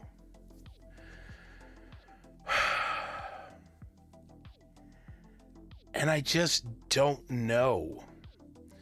Bleak Sword was such a really fun, interesting game, but I get so bored of it. I get done with it very quickly. I get through it so fast, and then I get bored with it. And Gods Will Fall has the pitfall where if I die in a run, I almost immediately just close it down. Gordian Quest I haven't played in a while because I sort of got a little overwhelmed by it. And Into the Necrovale I haven't played for a bit, but that game doesn't require a lot of buy-in to just play it. So you know what? I'm going to say that. I am going to say that the golden clock is gonna go to Into the Necrovale. Because that is a game where I can just sit back, relax, play the roguelike version of it at really any point. And it is great on the Thor, it's great on the PC, and it's fun. Like, a lot of times I'll sit on my couch behind me and just play it. Yeah, I think that's appropriate. I think that's an appropriate rating for it. So, Into the Necrovale is going to win the golden clock. Let me see. Do I have it over here? Yeah, because I had all 6. So yeah, Into the Necrovale will win the Golden Clock Award for 2025. I think that's pretty appropriate. All the rest are very similar. Just go with the outlier as Doors. Yeah, Doors was really fun. Don't get me wrong, but they're like, Doors was that game where it's like, I played it, I was done with it. Like, I can't go back and replay it. That is kind of like the downside to it. But I do need to save this. There we go. All right. But now replayability. Yeah, replayability is very important to me. But now we do have to announce the games that. Here we go. What is going on? Yes, please.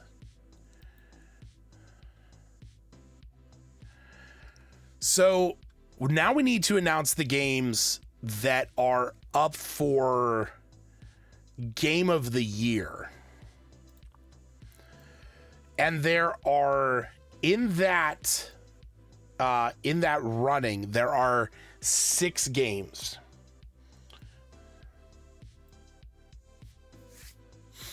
So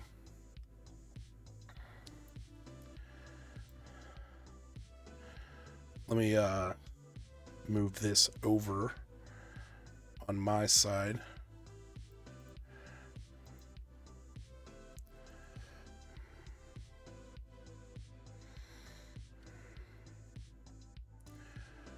You know what? I can just do it like this. Bam. So the 6 games in the running for Game of the Year for me is Skate, Peak, Saphiria, Lost in Random, The Eternal Die, Ball X Pit, and Rogue Heroes Ruins of Tassos. So, oh, here we go. I'll just do it this way. So, Skate was the game that sort of caught me off guard in a way. So I have put, I'm going to be very surprised if it's not what I'm thinking. Yeah. So I have put a ton of hours into Skate. I have put 80 hours into Skate. It is very easily just like one of my, like, it is just one of those games where I can, no matter what's going on in my day, at the end of the day, beginning of the day, middle of the day, if I'm just hanging out and I just want to play something for a little bit, I can turn Skate on, I can bum around the city, you know, just doing some random tricks here and there, and I can watch a movie, I can listen to, you know, a YouTube video, and I don't really have to focus on it too much. But it is just one of those games where I'm just going to put hours into it. And as you can see, I've put over 80 hours into this. And in fact, this is one of my like highest games for this year. Where was it? Yeah, let me pull up, if I can pull this up.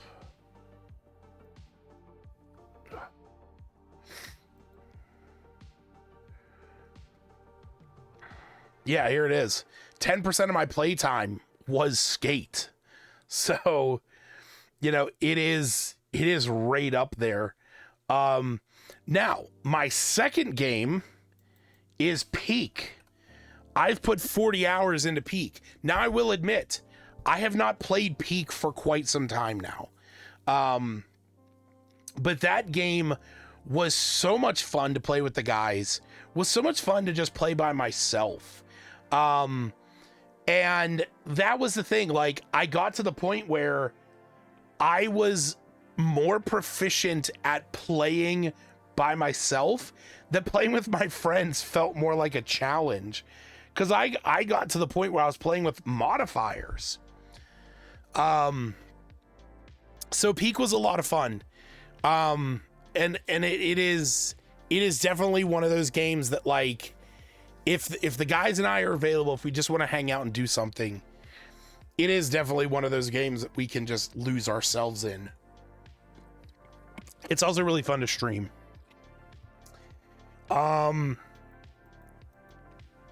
Up next, Saphiria. So nearly 40 hours put into this game.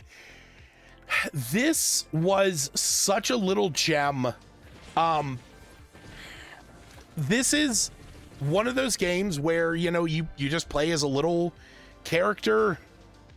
You're going through One of the cool things about this was you would collect loot, and each piece of the loot had a different like combo effect.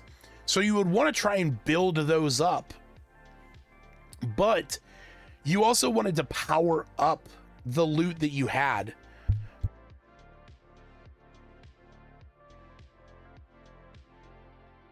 Because like the higher ratings for each one would give added effects. Again, I sort of got to the point with this, like I did with, what was that Storm Edge, where I got to the point where like I sort of had my build set up. And the problem was that I kind of got a little bored with it. Now, it took me nearly 40 hours to get to that point. It wasn't 3 hours.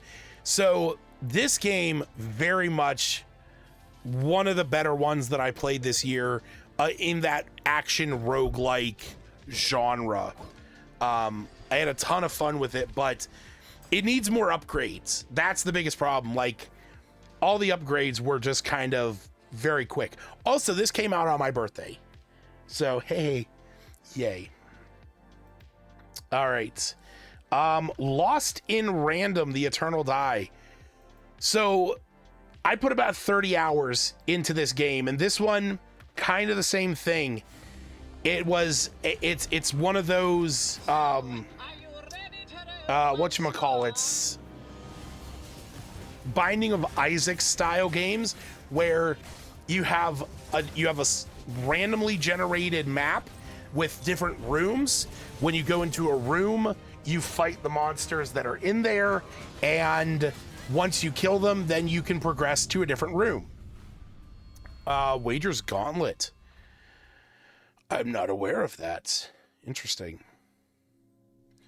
The thing is that I got very bored with it after a point, because again, I found my play style.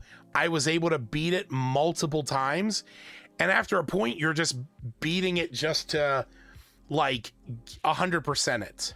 So I was able to do that after a point, where I was able to kind of beat the main game. So unfortunately, not much more for me to do. I will have to check out this Wager's Gauntlet. I'll just see what that's about. All right, up next we have Ball X Pit. Again, put about 30 hours into this. This is a really fun, interesting game. It is a brick break game that has a it has a roguelike city builder, like character builder aspect, where you can build different combinations of balls. And the thing is, this suffers from the same thing that all roguelikes do. Once you find the best play style, all that it is trying to build to that. So the one thing is, there's a thing called Flash, where it's like light and something else, and it affects every creature on the map. Like every enemy on the map takes a little bit of damage. Then there's a thing called Overgrowth, which does a lot of AoE damage. Essentially, you get both of those, you combine them, and then you can just wipe the map in a second. And it makes the game go by very quick. And I got to the point where I had all the buildings.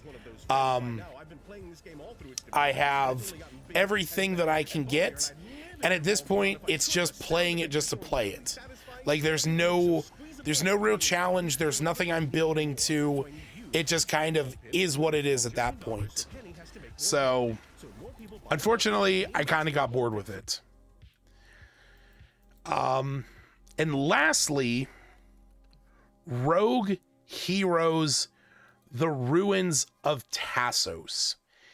This was a gem of a game that I found more recently. It is inspired by old Zelda games, where you are traveling across the land. I don't know if they have a screenshot of the map here, but you're traveling across the world, going to different locations where there's dungeons, and having to find equipment and unlock stuff along the way so that you can continue progressing. But the dungeons are procedurally generated roguelike style dungeons, where every time you go into one of the main 4 dungeons, or 5 dungeons technically, it's a different layout and it's different monsters. And so you kind of have to learn them as you go. But when you're outside of those dungeons, then it's more like a Zelda, RPG style game where you're moving across the landscape, having to solve puzzles, doing fetch quests, having to get different pieces of equipment to progress further. This game revitalized my love of action RPGs. It's because of this game that I'm playing through Link's Awakening on the 4.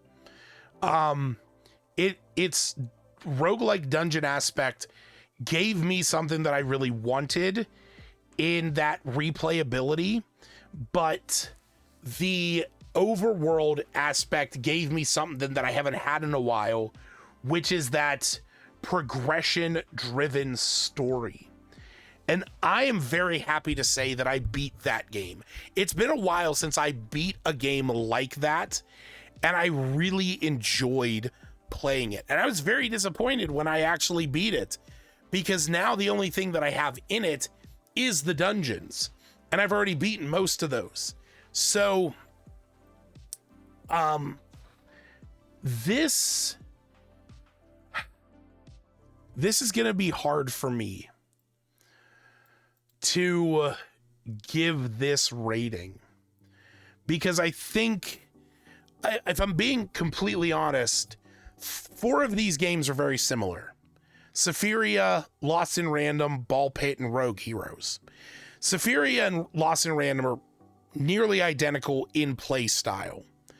Ball Pit has a different, gameplay aspect in the whole brick break element. And Rogue Heroes has the Zelda aspect tied in with the roguelike stuff. But Peak and Skate are so different in just their design. So I'm going to say this.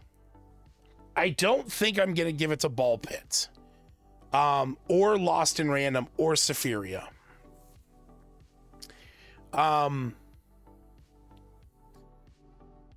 In my mind, this really did come down to Skate, Peak, and Rogue Heroes.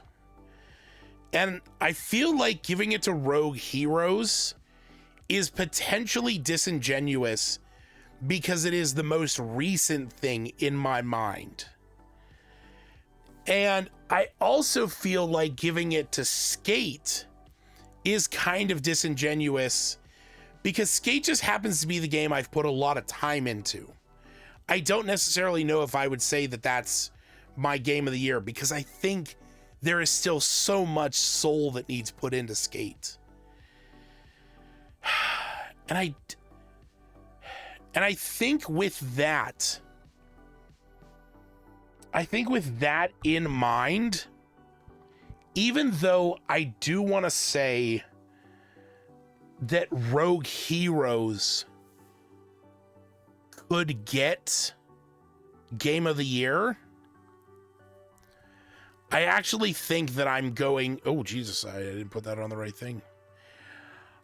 I think if I'm being completely honest with myself, I need to give this to Peak.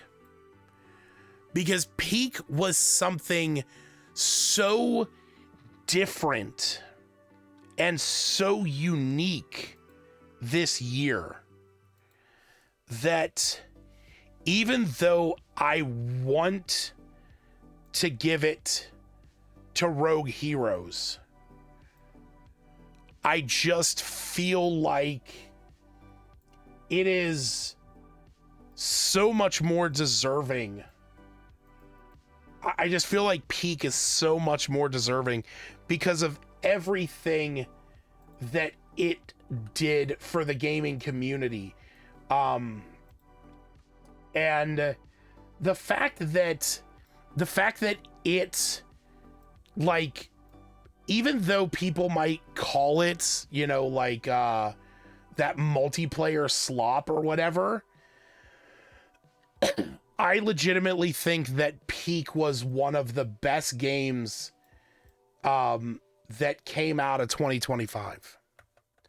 So yeah, even though part of me did want to give this to whatchamacallit, even though I wanted to give this to Rogue Heroes, I just don't think I could. I don't think I could do that in all honesty. So I think that's where it's gonna be for me. Let me where is it? 3-panel background. There we go. Yeah. So my 2 games of the year,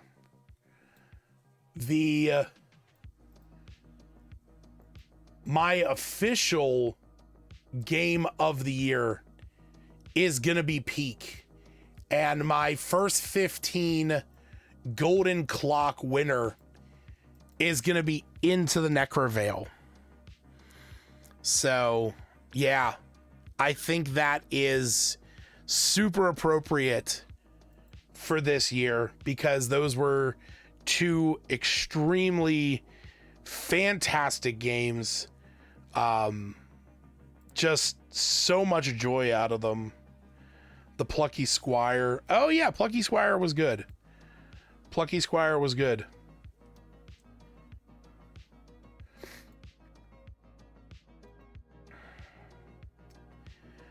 I'm trying to think.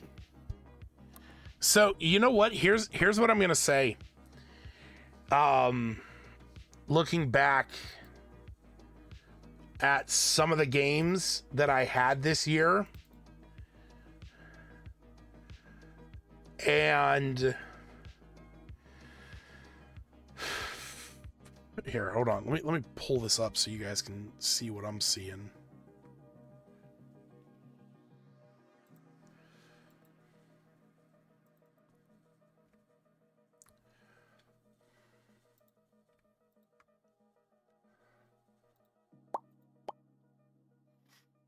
Trying to think of what I would give the Golden Poop. A game that is good to play, while you're using the bathroom. And I'm having a hard time remembering some of the games that we, gave that rating to. Gods Will Fall could fall under that. You know what? No, you know what? Here's what I'm going to say. Here's what I'm going to say right here and now. Okay? Let me put these back up. Let me put these back up.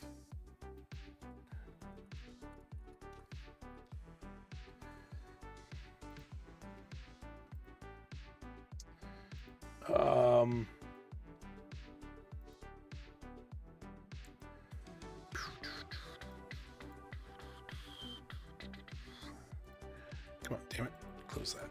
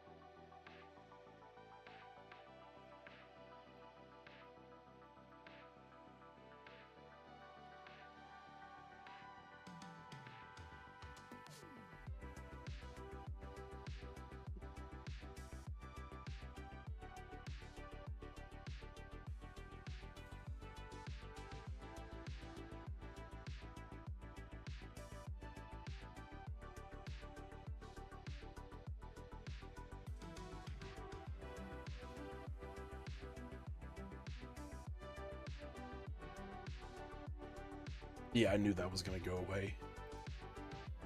All right, so sorry. I know I sort of just, went blank there for a moment, but I'm going to say this, okay? So Peak is my game of the year for, all games. I think it was incredible what it did for the community, and the guys and I have had a ton of fun with it. Into the Necrovale is my first 15 game of the year. That game was a lot of fun, and I really enjoy still playing it to this day. So, but I did say I was going to announce the Golden Poop. And there is a game that I do find myself playing when I go to the bathroom, and as long as I have my phone, because it is easy enough to play on my phone, I'm going to give it to Bleak Sword DX. It is a small enough game, and it's fast-paced enough that I can play that I do play that when I'm using the bathroom. And I think that Bleak Sword needed to win something this year because it was a great game and it definitely deserves that. So Bleak Sword DX is going to get the Golden Poop 2025. The first time we're doing the Golden Poop. So that'll be where I stand on that. I know it might not be what everybody expected, but those will be my 3 game of the years. But that being said, that is going to be it for me tonight. So thank you so much for joining me this evening, doing the game of the year. Keep an eye out over in the Discord in the First 15 channel.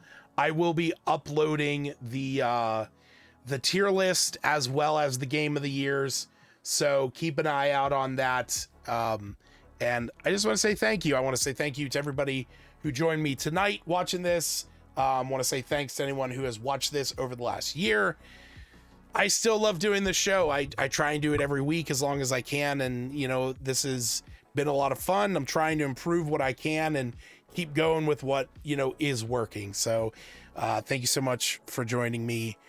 I hope you guys enjoy your Fridays. Go tell your friends and family that you love them while you have them in your life. So thanks for joining me, everyone. I'll see you guys later. Bye.